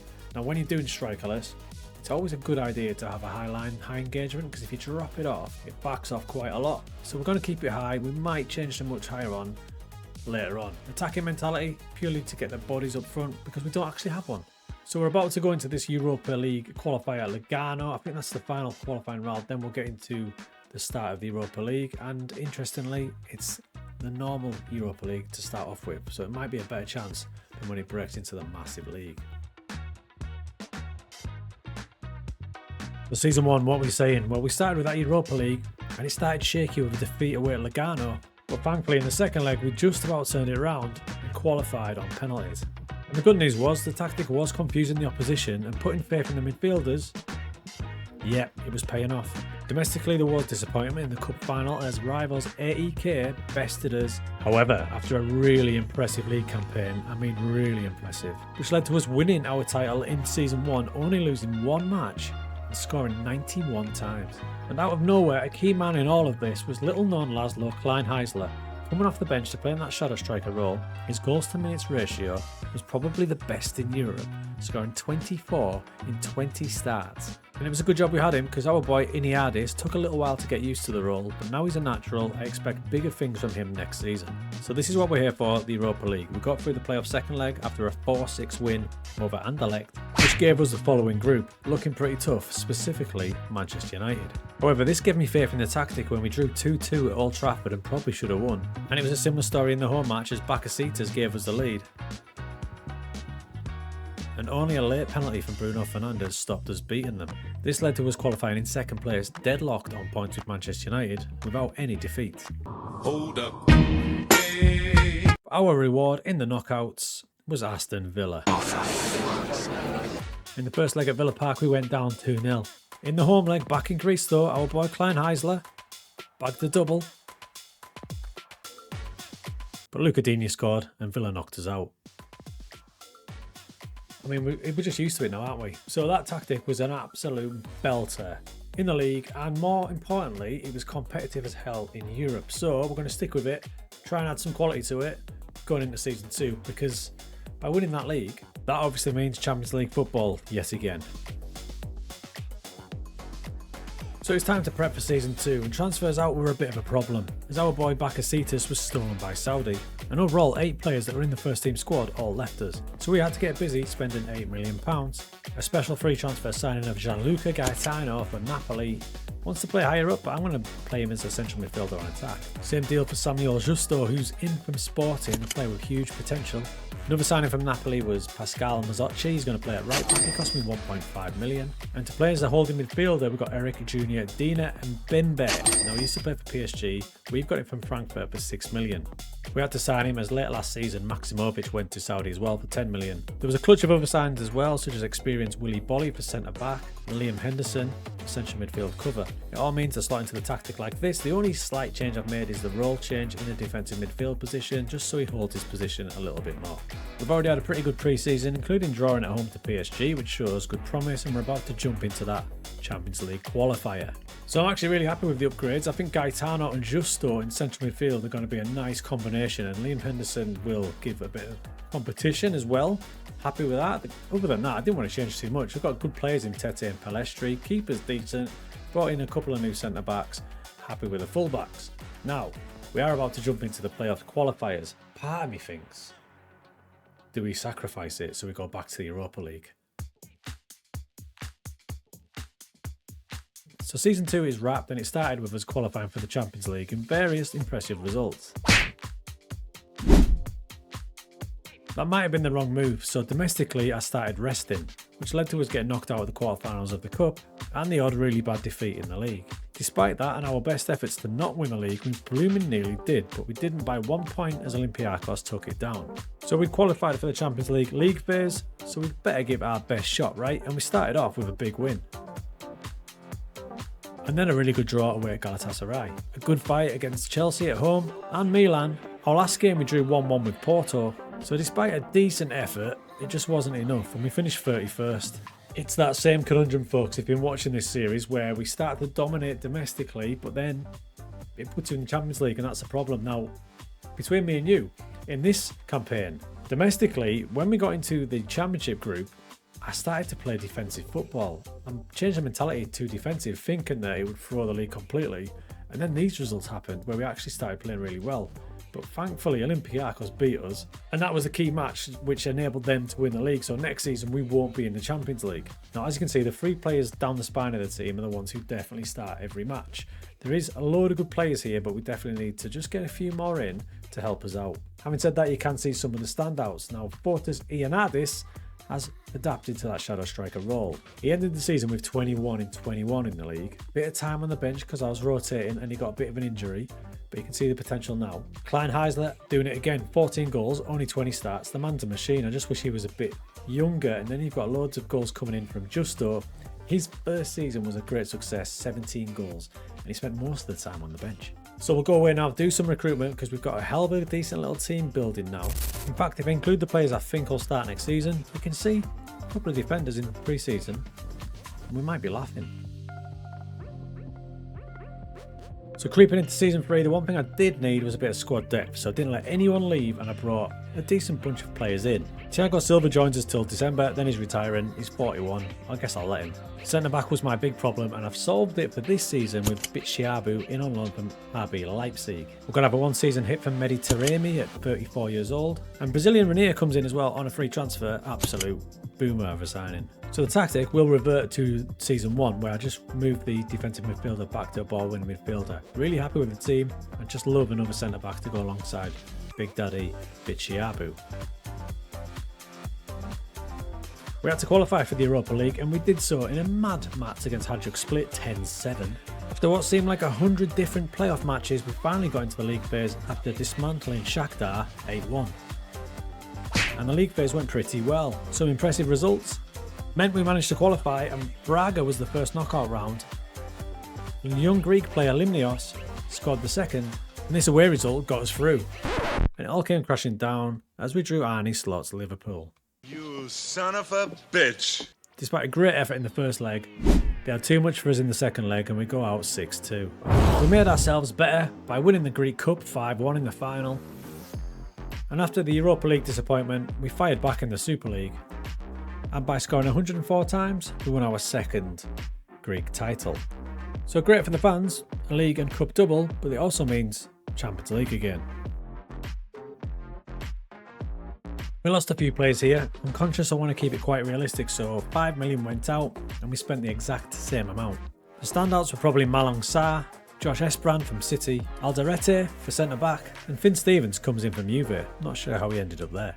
We keep the same tactic, we look a bit more solid at centre back and defence this time. We'll be hoping that we have another big season from Gaetano, who's been ridiculous since he joined us. Last season particularly, 14 goals and 16 assists. So that team, I'm actually really happy with it. The front 2, 3, 4, 5, 6 players, I'm really happy with those. I don't really want to change them. I've been chopping and changing at the back to try and improve things there, but pretty happy.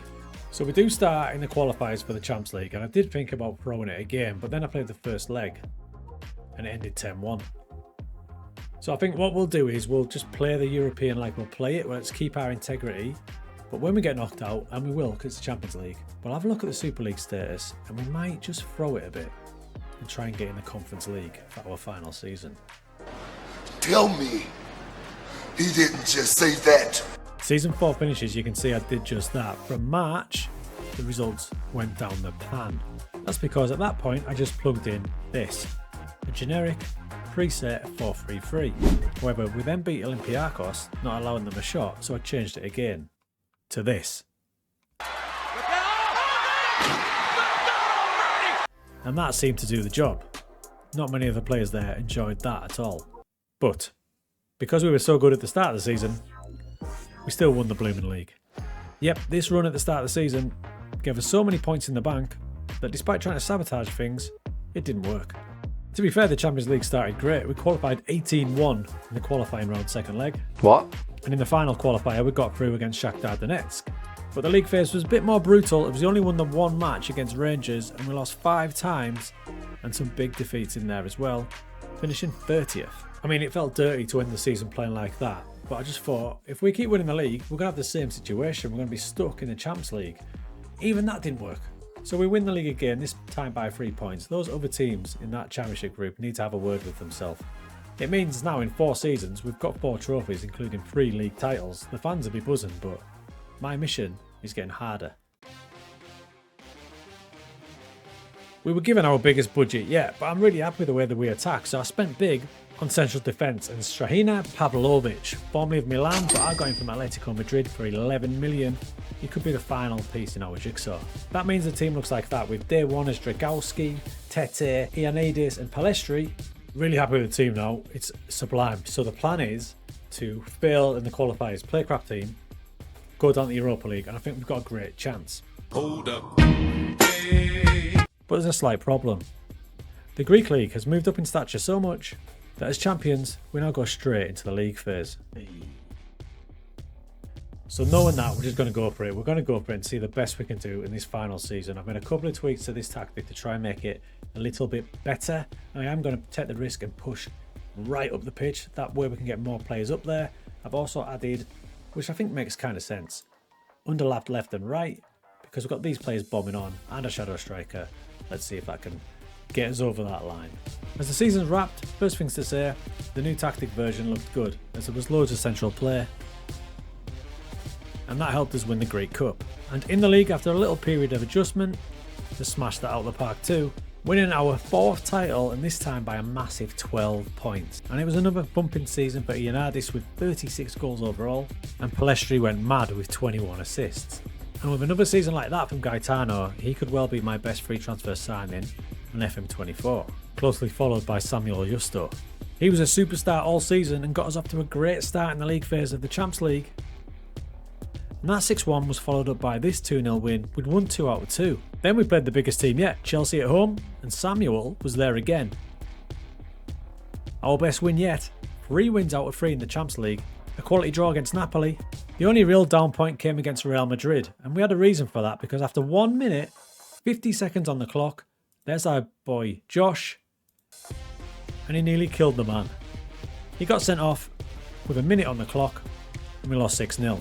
But we bounced back with a 4-0 win against Porto, meaning that we qualified from the Champions League in 9th. We didn't get the worst draw either, it was Real Sociedad, and we are flying now.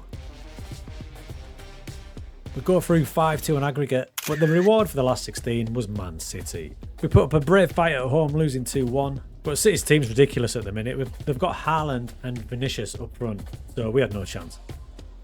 We lose that one 2-1, we might have been closer. Another red card screwed us over.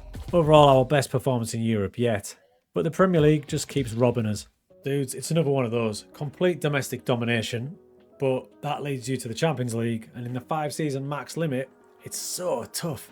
But what I do love about this style of save, where you're taking over these teams, it just means that you need to find different types of players. We can all buy the Wonder Kids and the set established names, but we found some players throughout this save, throughout this series, that have contributed massively. Like Gaetano, he's 29 years old, so he's like mid-20s when you start the game. It's not someone you'd think of, but he's just completely smashed it for us at our level. And that's Tactic version 2, they'll both be available in Patreon. I mean, for going strikerless, we put up a hell of a fight. So, other than the miracle in Bulgaria, it's another failure.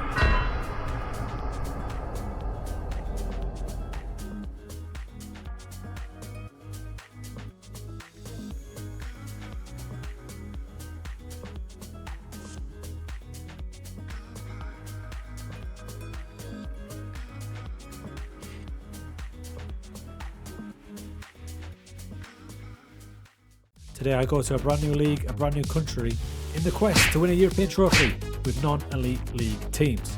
And today, we go to Belgium. Now this was a tricky choice because there's a lot of Belgian teams I like and a lot of Belgian teams you like, but I've gone for Ghent for a few reasons. First up, they're a club kind of starved of success. They've only got 1 league title in 2015, 4 cups, 2022 was a recent one, and obviously no European.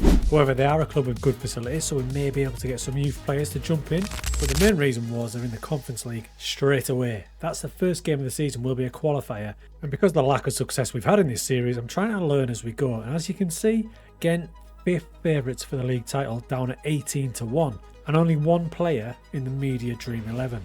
Squad wise, the good news is we've got a big squad, so rotation should be a good possibility. The bad news is it's a little bit unbalanced. There's not a great deal of central midfielders, and there's certainly not a great deal of strikers, so we might have to go a bit out there in terms of the tactic. Financially, they're in a pretty decent spot, offering me 3 million to improve the squad. Transfer wise, despite having a big squad, they've already let a lot of players go, and we did only bring 1 player in the striker position, Francesco Caputo. He's 37, but I guarantee he will score goals in this league. And that takes us to the tactic we're going to start with, and I did tell you it was a bit radical. If they're not going to focus in the middle, then neither are we. At the back we've got a flat back 4, but we're going to have 2 inverted wing backs to jump into midfield. This is because as we go into midfield, we're just going to use 1 central midfielder so the wing backs will jump in alongside him. Out wide, we've got 2 defensive wingers, and just in front of those, we've got 2 inside forwards, backing up 1 striker. I know, it looks a bit daft, doesn't it? It does, but I think it's going to work. We've got 2 central defenders, which are probably 2 of the stronger players, and these 2 wing backs, one of them, Samoyasi, he does not want to be a wing back, he's more of a midfielder, check him out. But if I put him back there, it means when he jumps into midfield, he'll have a bit more class on the ball.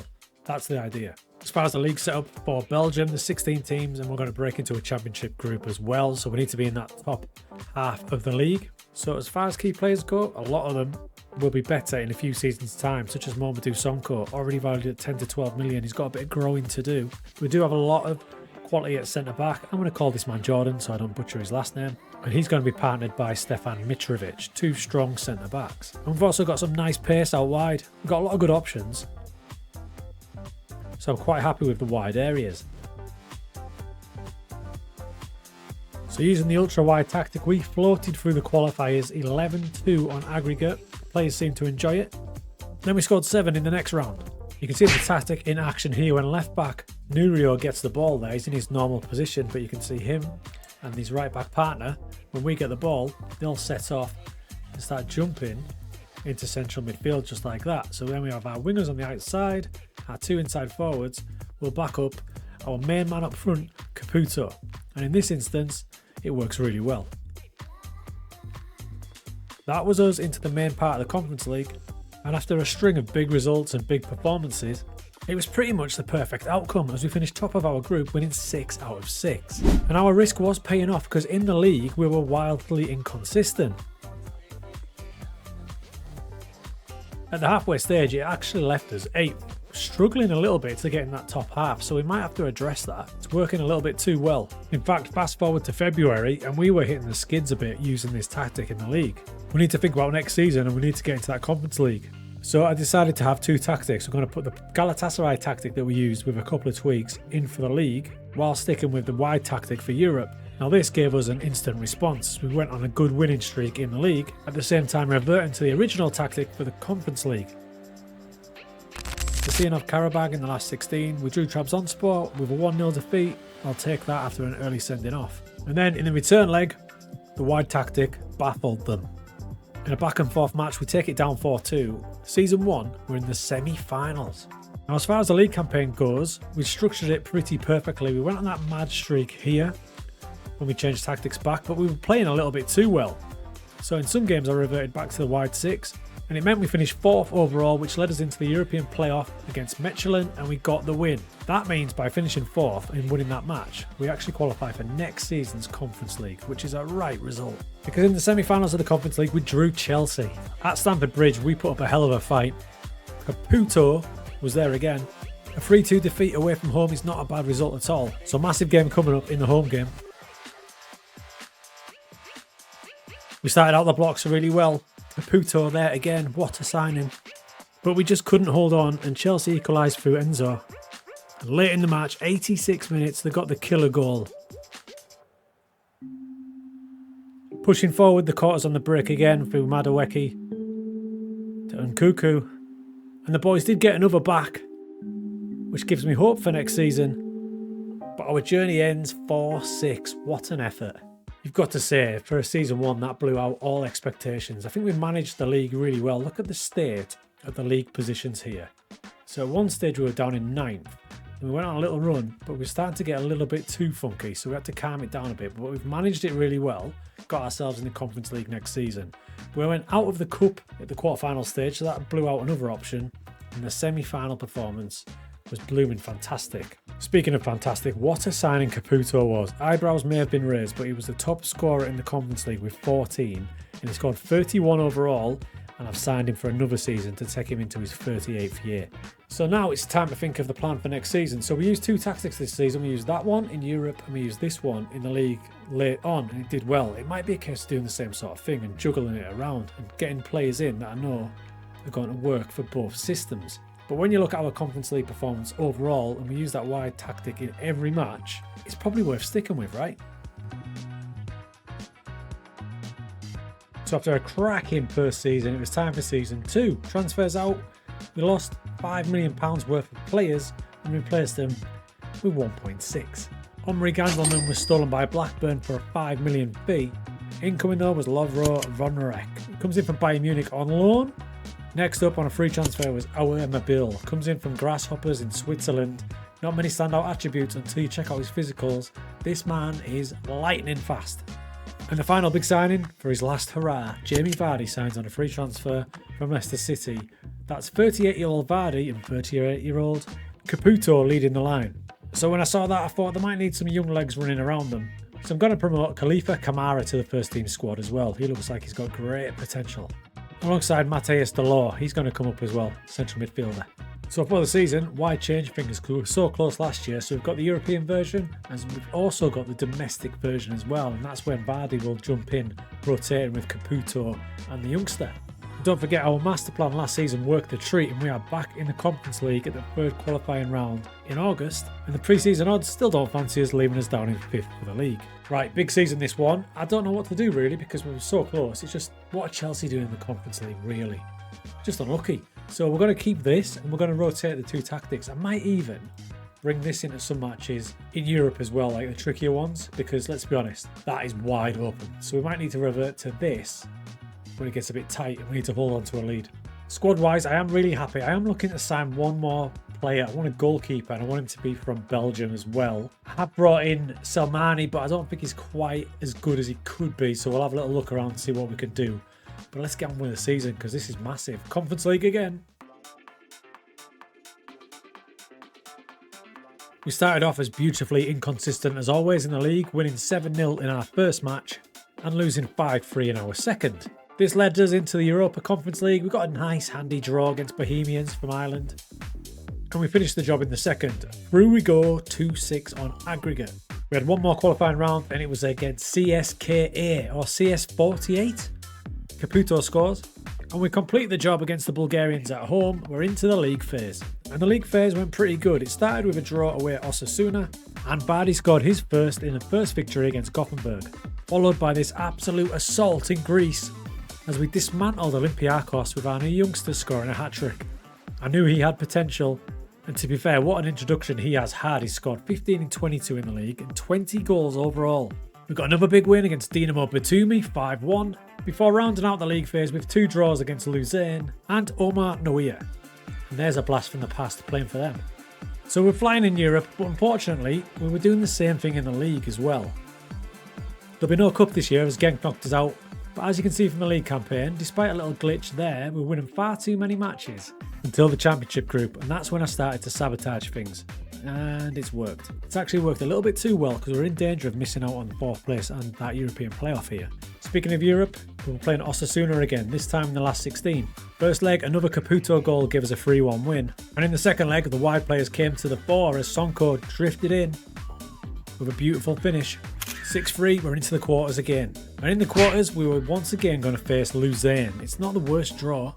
And the draw looked even better when I saw their formation. Defensive winger Archie Brown gave us the lead, and we smashed them 4-0. Now take a look at their formation, and then take a look at ours.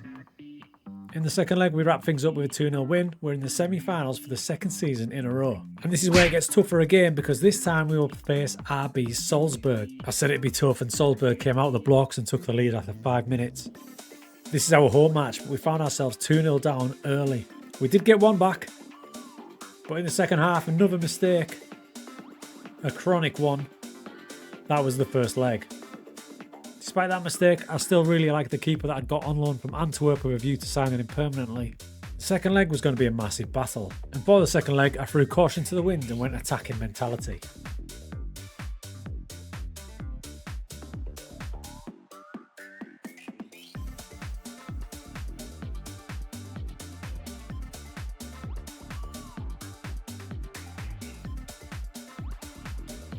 Heritage. Unbelievable. 5 goals in 50 minutes. We absolutely blasted Salzburg. They could not deal with this. It means we play Nice in the final. First season semi-final, second season final. Admittedly, if you look at the quarter-final draw, it could have been a lot worse for us. You've got Atalanta and Manchester United who ended up playing each other. And in the semi-finals, United played Nice.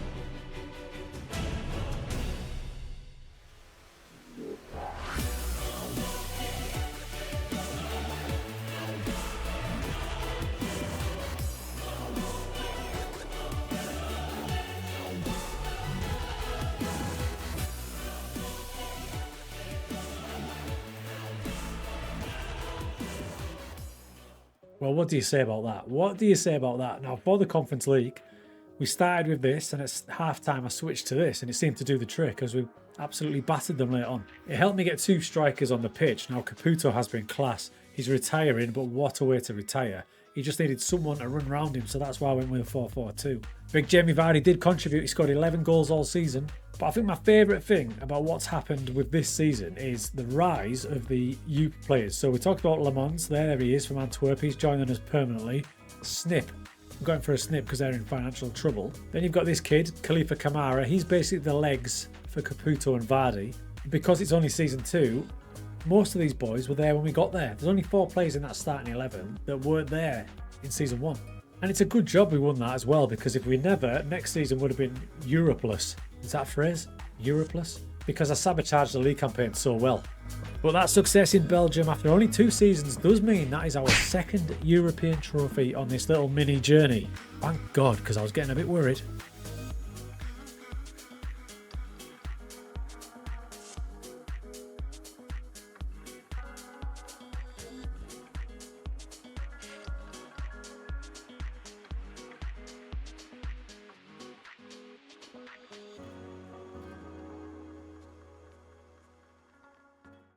The quest to win a European trophy with the Elite League's band continues, and today we're going to Poland.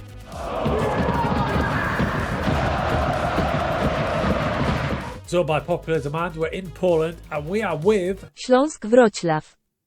one more for the people in the back. Śląsk Wrocław. The internet is telling me to say it as Śląsk, so that's what I'm going to go with. I apologise if that's really wrong. But get used to it, because you're going to have to get used to my pronunciations for this squad, but thankfully it's just a small squad, so we might get used to it. I'm not familiar with many of the players, but after having a look, there's some decent standouts, such as Tudor Baluta, who used to be at Brighton. Burak Ince has a bit of potential as well, as does Sylvester Jasper. He's got a good all-round attacking attribute set. To bulk up the squad, I've also delved into the development centre and promoted youngster Filip Recek. He looks like a really good prospect. I'm going to play him as a really expressive regista. I've also brought off Viktor Kaminski. He's going out on loan first season, but next season he might make an impact. And all those players are going to be super important, because in season 1 we have absolutely nothing to spend. And to make matters worse, really annoyingly, in the summer they let go of about 15,000 players.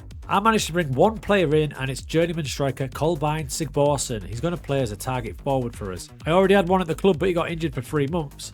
And the other key player for us will be our striker Svorcek. As far as the tactic goes for season 1, I'm going for something like this, because I've got a pretty good fullback down the right hand side who can cover that entire flank, and that'll mean I can use Jasper or Ortiz in the middle there. In defence, we've got that one attacking fullback, and the others will stay put, including an inverted wingback to drop into the gap left by the register. Higher up the pitch, we've got quite a bit of expressiveness, but we've got an old school front 2 of a target forward with a poacher. Now, I am keeping the defensive line quite deep. That's because my defenders really lack pace. So for the start of the season, we'll keep them back. We might move them up though if they prove me wrong. So welcome along to Poland, the 10-year challenge to wrap this series up. We're going to try and win a Champions League by the time we get to that 10 season mark. It's going to be a tough ask. So the tactic looks a bit like that for season 1. It's all guessing game to start with, but down the right hand side I've got a lot of faith in Zukowski to fill those gaps. If you look at him, he wants to play slightly higher up as a complete wing back, so that gives me a bit of confidence in him,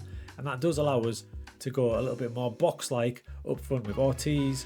Jasper can jump in there, and then we've got that old school front 2. I think they're going to do okay. As far as the club goes, I mean, the stadium is outrageous. Look at that. And honour-wise, they have won a couple of league titles before, the last one coming in 2012, but not a lot since. Season preview is pretty unkind, actually. It has them way down in 10th at 50-1, so we might have took up a big challenge here. Pre-season's gone okay. We are in the UEFA Conference League first season, but this squad is going to have to do the lion's share of things, because we can't bring anyone in other than our boy Sigborsson up front. When we get to the end of the season, that's when we might be able to have a little look, and the registration rules in Poland are pretty decent. So our goals for season 1 is to finish as high up the league table as we can, maybe grab a little trophy somewhere, somehow, but get some money together so we can build this squad, because the squad at the minute is way off. So season 1 has come to a close. I'm going to call this one the building season. To be fair, in Europe they did pretty well. They got through the first qualifiers pretty comfortably, and they overcame a tough challenge in St. Gallen, so that's pretty impressive to be fair. But ultimately, our European journey in Season 1 was stopped by Rapid. We fell at the final qualifying stage. This was followed by a really disappointing defeat in the Polish Cup 2-1. And in the league, things were a bit stop-start as they got used to the new tactic. However, the second half of the season, things really started to pick up, including the target forward and poacher combination working really well against fancied Lechia. We hit them for 6 and both boys up front got 10 out of 10s. At the top of the table, there was a runaway winner. Rakow absolutely smashed the league and won it by 22 points. We came in third, and for the first season with our squad, I don't think that's too bad. Okay, third place, I think that's a decent result. We're back in the Conference League next season, which obviously isn't the Champions League, but it's not a bad start. And the best thing about this season was the rise from some of the youngsters. Remember we focused on Rechik, who came up for the Development Centre. Apologies if his name is getting butchered there, I'm trying my best. He's had a great little season with 11 assists, and look at the teams that are after him now. Roma and Fiorentina. It's a similar story for Tudor Baluta, Leeds, West Brom, Lorient and Stade Reims, all after him after another pretty good season. And we were right to back our fullback because he ended up with 19 assists all season. So overall, that tactic, we're going to tweak a few things on it. I want to push up a little bit higher, and that's why I've got gaps across that defence, because I'm going to try and replace those players with some quicker options. Season 2 will begin with the horrible news that our top scorer from last season, 21 goals, he's going to be out for most of the season. Alongside that, we need pretty much a new defence and goalkeeper. Thankfully, we've got a bigger budget than last season with £3 million and we're going to need it. We started Season 2 with the signings that are really needed. Gerard Martin came in from Barca Athletic, and another free transfer was Rocky Bashiri. He's going to be the physical presence we needed at centre-back. A striker, we bought Shuto Machino from German football for 800,000, and I went down to the Polish second division to sign Martin Turk as our new #1 goalkeeper. Tactically, we are going to make one change now we've got those new players in defence. We're going to push up a little higher and step up a little bit more. Also in the team is our new striker Kaminski. We sent him out on loan last season and he finished up being the top scorer in the second division in Poland, so this time he gets his chance for us. And we'd gained a little bit more respect in the pre-season odds, and they have us at 5th at 15-1. So it's all guns blazing for Season 2. I've just signed 2 more players, and one of them's a bit of a legend. It's a bit of a punt. Vincent Abu Bakar, he's just had a big old season in Turkey. He's there to provide some experience up front. And late in the window, Jonathan Panzo, probably too good for us. He's already valued the team 1 and 2.6 million. Free transfer, get in. They're going to slot in. There's been a couple of changes. I've gone for no-nonsense centre-backs. I've pushed that line a bit higher. I'm distributing straight to my boy, the playmaker Register. We need a better league performance this time. We need to get into that Champions League, start earning that money. So, Season 2 turned out to be an absolute disaster. From the moment our board sold our young superstar from under my nose for 2.3 million, things went wrong. We got knocked out of the Polish Cup by Lechia. In the Conference League, we actually qualified just in 24th position. But then in the playoff round, after we'd beaten Bromby at home and absolutely smashed them, we should have scored a ton more. We went into the second leg and Keyman Balata got sent off for that. And then Bromby scored 5 of their 6 shots on target and smashed us. What the hell is that?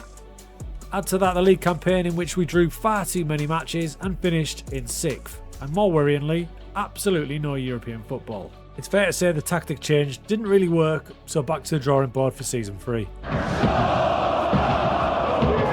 Okay, it's fair to say that season was pretty disappointing. We never got going and they stole our best player. So I've had a little rejig of the tactic. I'm going to give Burak Ince a little fly in central midfield. If it doesn't work, I brought a load of backup in so we can change shape again. Check them out. So I've got a clutch of free transfers here. I've got Dylan Bent, who's a Dutchman who can play up front. He'll give us some good options. Along with Alvaro Jimenez, who can provide cover out wide. A bit of class in the midfield from Jacobo Petroni. We've also got a new inverted wing-back in Joel Bagan. Options for right wing-back with Maxime Savis. And I spent 750,000 on a player from the Polish League. His club have just got relegated. It does mean now that I've got a pretty big squad. And remember, this season, no Europe, so we can just go full on and try and get up that league table. And to do that, we'll be using a bit of a 4-2-4 with a redrawn Register, but you've got to remember that he's going to spend most of his time up there.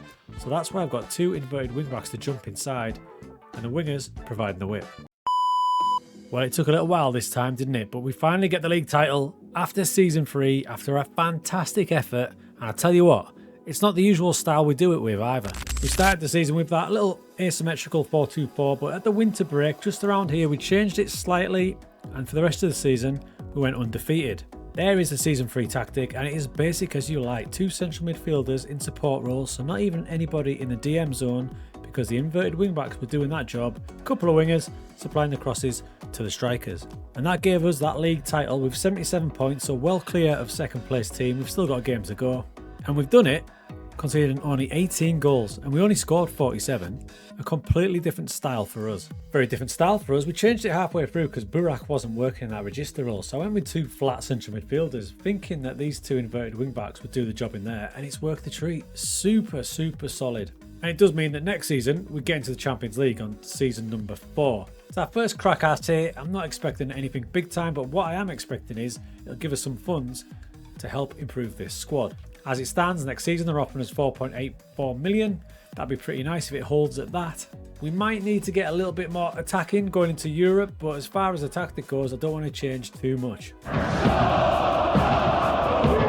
So into season 4, I'm winning the Champions League this year, so we need to be clever, but we still need to qualify again next year. For that reason, I decided to make a couple of tweaks to the tactic. I'm going to put Bogard into defensive midfield because he's a bit better there. I'm going to push a fullback a little bit higher, and I'm going to ask one of my strikers to get a bit more aggressive. And there is Lamar Bogard, who we signed on a free transfer from Aston Villa. Joe Hodge for midfield on a free from Wolves. Goalkeeper Oliver Zeke is a Polish player who's came in from Villa, and the possible standout was centre-back Laris Moyakolo. We got dumped out of the cup at the semi-final stage this time, and the league campaign started electric, but we did fall off when the Champions League started, but we managed to claw it back, and on the final day of the season it was a title decider, first v second, and Machino bagged a hat-trick. That gave us our second successive league title, but what a super tight season it was. And again, we did it without blown away teams, just keeping it rock solid at the back. Now, our season in the Champions League, it started well with a 7-0 aggregate win in the qualifier, followed by a 6-3. And in the final qualifier against Rangers, we did the double over them, winning 4-1. So we make our debut in the Champions League, and the first game was against Arsenal. Then it started to get tough, but we put up a good fight against PSV. We got our first point against Malmo. Machino was there again against Salzburg to get our first Champions League win. However, the rest of the league phase was pretty brutal as we came up against some big teams. We ended our first campaign 32nd, but at least we got that big win against Salzburg.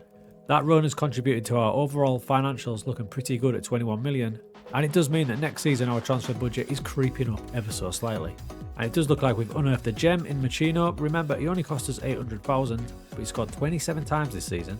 And I was right about the centre-back Lloris with a super strong season, and he's now wanted by a clutch of clubs. However, going into season 5, we might have to change the tactic up again just for a better Champions League performance. But I did almost forget to mention Breton Forju, who is our club record signing at 1.7 million. He had to get shifted out to the left wing, and I wanted him to start up front. Reason being, at this level, we keep getting our prized assets stolen, and Ortiz ended up at Genoa halfway through the season. Pre-season season 5, they're actually upped the transfer budget to nearly 12 million. Let's go. It's fair to say the transfer window was hectic. 4.1 million out, 3.6 million in. I had to get a load of backups in for the extra fixtures, and I've also started planning for the future as well, because this could be a long save. So 23-year-old Husni comes in, 18-year-old Lufner, and we stole this player from the league below, Stefan Koszyczki. Wow, that was hard. Season started okay, and we're just about to jump into the Champions League. Let's go season 5.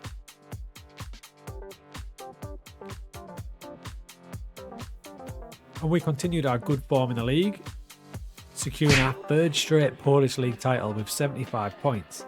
But the players enjoyed it, and as for the Champions League, this is where things got a bit interesting. We cruised through the only playoff game we had to, 6-0, and then we got a really comfortable 1-0 win in our first league phase game, and we were so close to probably the biggest result in our history when this own goal from Camavinga meant we nearly beat Real Madrid. They equalised in the 82nd minute.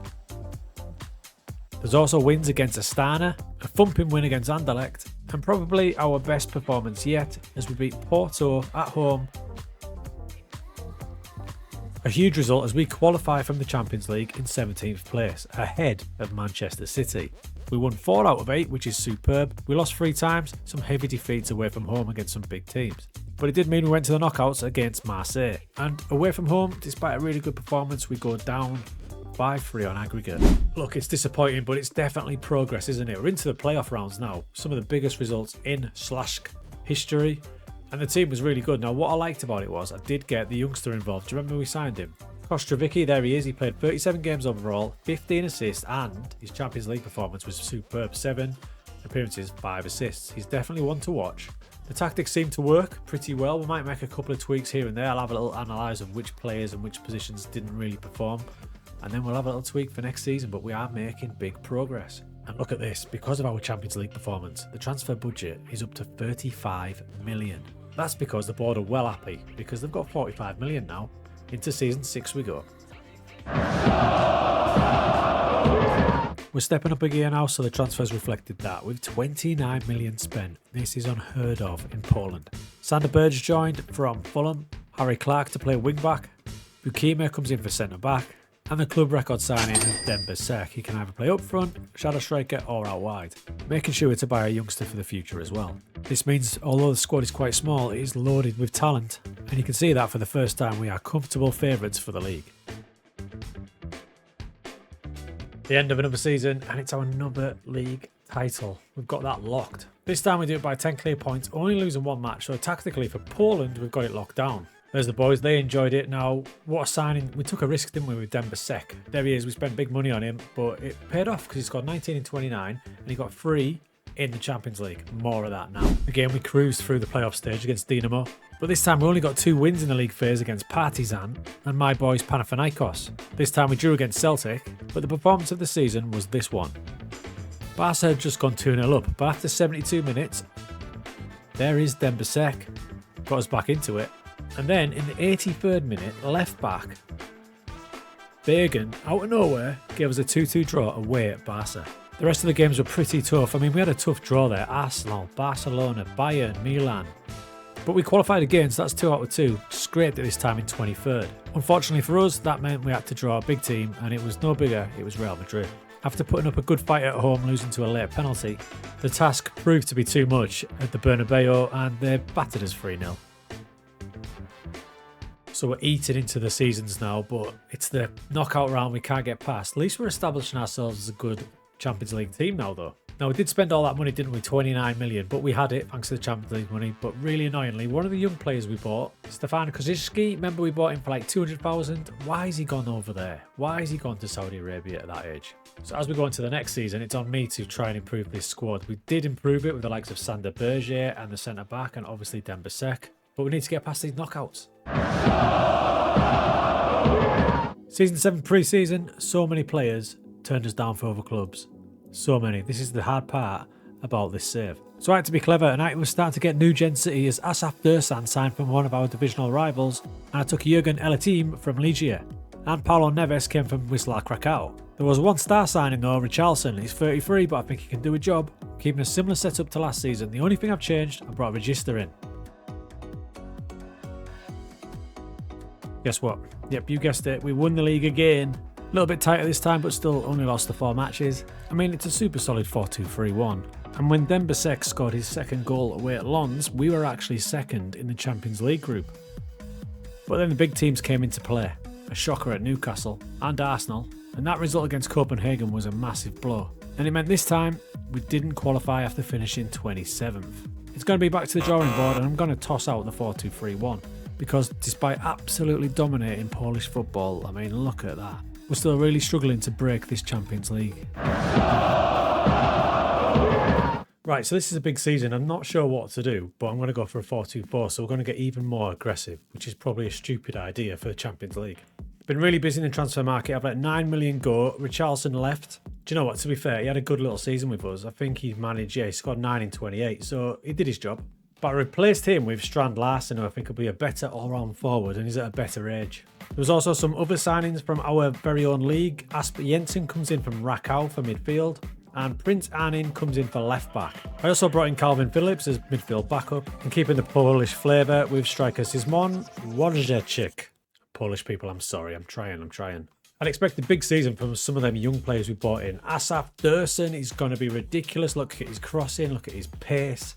And Neves, now he's fully fit. Paulo Neves, he's 22, started to get into the team last season, but I expect big things from him. Now, at the start of the season, we've started fantastically, including absolutely destroying Shakhtar 9-0 in the Champions League qualifier. Needless to say, that got us through. And in the league, we're 100%, so I've got high hopes. We'll go into the league phase and I'll have a little look at our league phase fixtures now. So what we've got is a mixture of really tough ones and some easy ones as well, so fingers crossed. At this stage, it's no surprise to tell you that we've won another Polish Cup. And we've absolutely trounced the league in our best performance yet with 87 points. 91 for and only 20 against. And as predicted, Neves has shot up. 26 in 28 in the league, 38 overall, including 9 in the Champions League, and he is a wanted man. Some players were stolen off us as the season went, including Asaf Dursan, who ended up at Saudi. What a waste, what a waste. But again, I tried to future-proof my team by bringing in Caetano Lima from Man City and Adilson from Santos. Champions League phase, we got our win, including that one against Bruges, wow, and another against Lazio. We needed that because we'd lost against some big teams like Benfica, and I'm not quite sure what happened away at Chelsea, but Badashile did score a hat-trick, so I'm guessing their set-piece FC'd us. That meant we finished in 19th in the league phase, winning 4, losing 4, definite progress. But the reward was Liverpool. Expecting to be steamrolled, we put up a great fight at home and only lost 1-0. In the second leg, I dropped down to a standard line, and again a stunning effort, a 1-1 draw at Anfield, but we go out 2-1. I am getting attached to this club now. We are winning, completely dominating domestically. We just can't get past this blooming playoff round. And to be fair, how unlucky is it to get a club like Liverpool against you? We've still got one game left in that league, but we've crushed it. And it shows how deep into the save we are now when you look at the team there. And you can see new gen, regen City starting to creep into it. But if we are to have any success, it's absolutely vital we hold on to Paulo Neves. 38 goals this season. Remember, last season we bought him for 300,000 from a divisional rival. The question is, going into season 9, that dominates at home. I need to find one that will dominate in Europe. Going into season 9, desperate times called for desperate measures, and I appointed Romelu Lukaku as my assistant manager. And for some reason, he's one of 4. Again, I was very active in the transfer market, trying desperately to claw this Champions League gap. I've taken young Bayern Munich goalkeeper Lukas Gilsbach on loan for 2 seasons. I've got more youth from the Polish leagues, and I think this one's the key signing. Jan Manuel Acedo, we got him from Man City. They have never played him, but he's going to be a worldie. He'll be mentored by Tammy Abraham, alongside a clutch of other good-looking signings. Now, this season, I'm not sure what I'm going to do yet. I've got this one, then I've got another version here, which is a back-off version, which I used a bit last season, but I'm going to play around with it. I think the 4-2-4 is the way to go, and it's probably time to mess with the roles a bit, so drop them a bit more negative in tough Champions League matches, but the front two are going to be key. Neves last season was outrageous. Loads of teams want him. They can't have him. He's got no release clause. He's staying. He has already started the season with 11 in 10. Acedo, the signing from City, has got 9 in 9. Those two are ripping it up. I've also got this young Polish winger Damian Beglart on loan from Inter. It was one of those stupid transfer deals. There it is. I bid for him. He went to Inter. They've agreed to loan him to us and we can sign him at the end of the season. Now looking at my squad, it's packed now. It's packed. But I think we need to focus now. Thoroughly focus on the Champions League. We're into the league stage because the season started that well that we destroyed Ferencváros 7-0 away from home, with the 2 strikers scoring a bucket load, and we've just finished them off with a 4-0 and we absolutely dominated. You can see why I don't want to change that 4-2-4. As I put my first choice team in, you can see the amount of new gen regens in there. Because we are in 2031, we are deep into this, but what we have done well is we started recruiting them a few seasons back, like Neves, so it just means that now they're a bit more experienced, ready to explode. I mean, with the season wrapped up, we won another Polish Cup, and Acedo, I knew he was going to be good. So we won that one 6-0. And Acedo has scored 41 times in 44 matches. He has been ridiculous. His strike partner Neves has missed a massive chunk of the season, but still scored 34 in 33 matches. That was despite missing 4 months of the season with a broken leg. Those two are ridiculous. We won the league yet again, and it's by an absolute mile. We've got to be the most successful team in Polish football history now, right? And looking at the legends list, it must be, because we are now certified an ironclad legend. Are we a legend because of our Champions League performance? Well, this defeat to Porto was the first game in the league phase, but we followed it up with a 6-1, a draw against Ajax, another draw against Liverpool, and a really good draw against Atalanta. This was our best league performance in the Champions League yet, and we went to Salzburg and smashed them 4-0. Chuck in a 3-1 win over Marseille, And a mighty impressive 1-1 draw away at PSG means we qualified in 16th, but we'd only lost one match the entire campaign. And in the knockouts we drew Ajax, 2-2 in the first leg away at Amsterdam, and with Neves injured, Jordan Strand Larsen stepped up to the plate, scored a double, sent us through. We've got through that round. We finally make the round of 16, but unfortunately for us, we drew Real Madrid again. However, in a really good counter-attacking performance, he was there again. He gave us a 2-1 win, probably the best result in our history. And then at the Bernabeu, he only scored again. Unfortunately for us, that was the last goal of the match, and Real Madrid had already scored 4. Best performance yet, another treble domestically, and we've got farther in the Champions League, but that's 9 seasons now.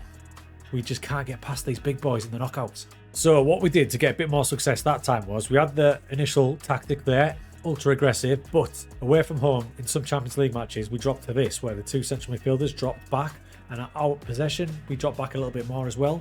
Seemed to work. We're definitely better. It's easy to be downcast, but my hope is that these 2 up front next season, if they stay fit all season, we should have a real good chance.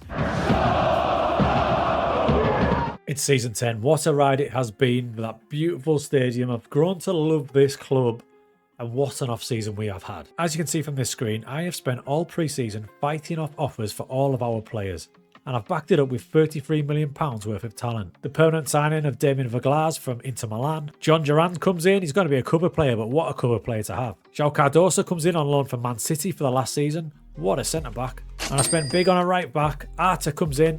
And a free transfer signing of Fabrizio Diaz. All that means now we have some options in this team. It's the best team I've had in this 10-season stretch. Now we've completely dominated Polish football. The goal now is to get past that last 16 and see how close we can get to this Champions League. 10 blooming seasons. We're always odds on favourite to win the league now, and you can look at the Dream 11, it's nearly completely us. There's only 2 players there who sneak into it. So for those big Champions League matches, we've got this option here, which is the more defensive version, but we've also got the option, because Acedo is quite capable of dropping into the number 10 slot. He can drop in, give us an extra central midfielder. This is the big chance. Those front 2 have just got to stay fit.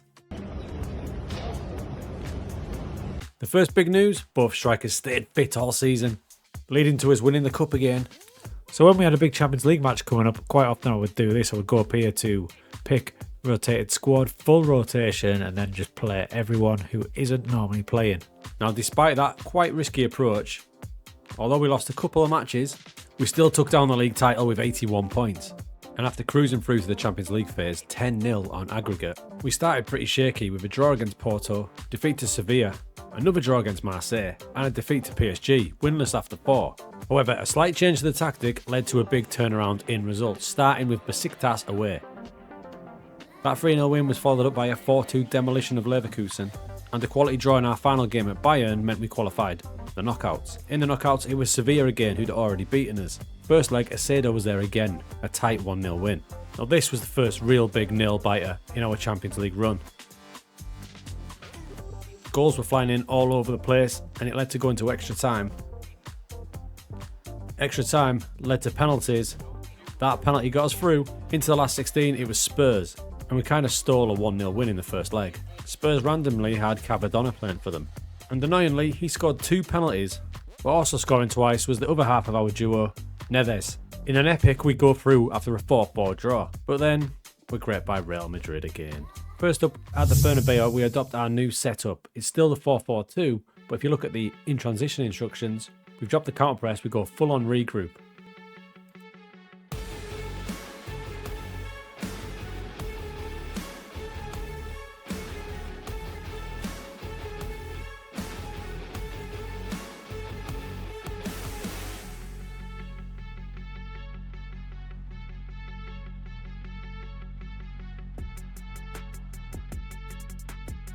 The miracle of Madrid led us to Arsenal in the semi-finals. And in the home leg, our counter-regroup combination completely bamboozled them. They just couldn't deal with it, and especially the pace and movement of our front 2. They got a late consolation, but we hadn't finished yet either. Probably our best performance yet in this entire journey. But it was still a big ask going to the Emirates, so we went with the away formation, Arsenal playing a back 3. A goal apiece in the early stages and Arsenal was starting to put on the pressure. Half time though we were doing the job, but you can see the match momentum was coming towards us. But in the second half, this vital goal from Sek meant it was time to clock in some time wasting and dropping that mentality back. And that completely neutralised Arsenal as we've done it. We're in the Champions League final. So after 10 seasons, we've made it to the final and it was against Manchester United. Even they can turn things around after 10 years. I was tempted to attack them with the original tactic, but this one has treated us so well in the Champions League, I'm going to stick with it and just look at how many players I wanted of our squad. This truly is the end of the road because they're going to break up after this.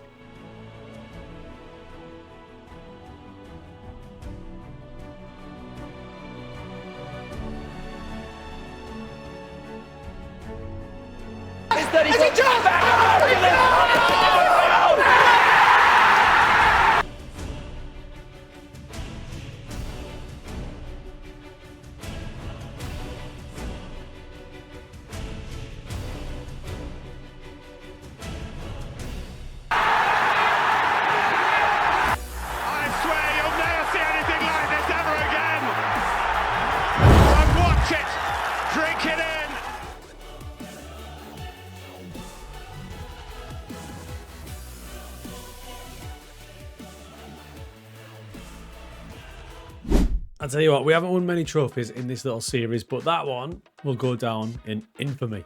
I said at the start of the season, if we can keep these two fit, Acedo and Neves, we've got a chance. And 34 goals and 11 in the Champions League for Acedo. And Neves took a bit of a back seat with 34 goals, but them two, dynamite. The team is finished full of little new gen regens. We've got the keeper, two centre-backs, they're both wide players, both strikers. And we've got Esugo, Arta and Anin holding the fort for the real life dudes.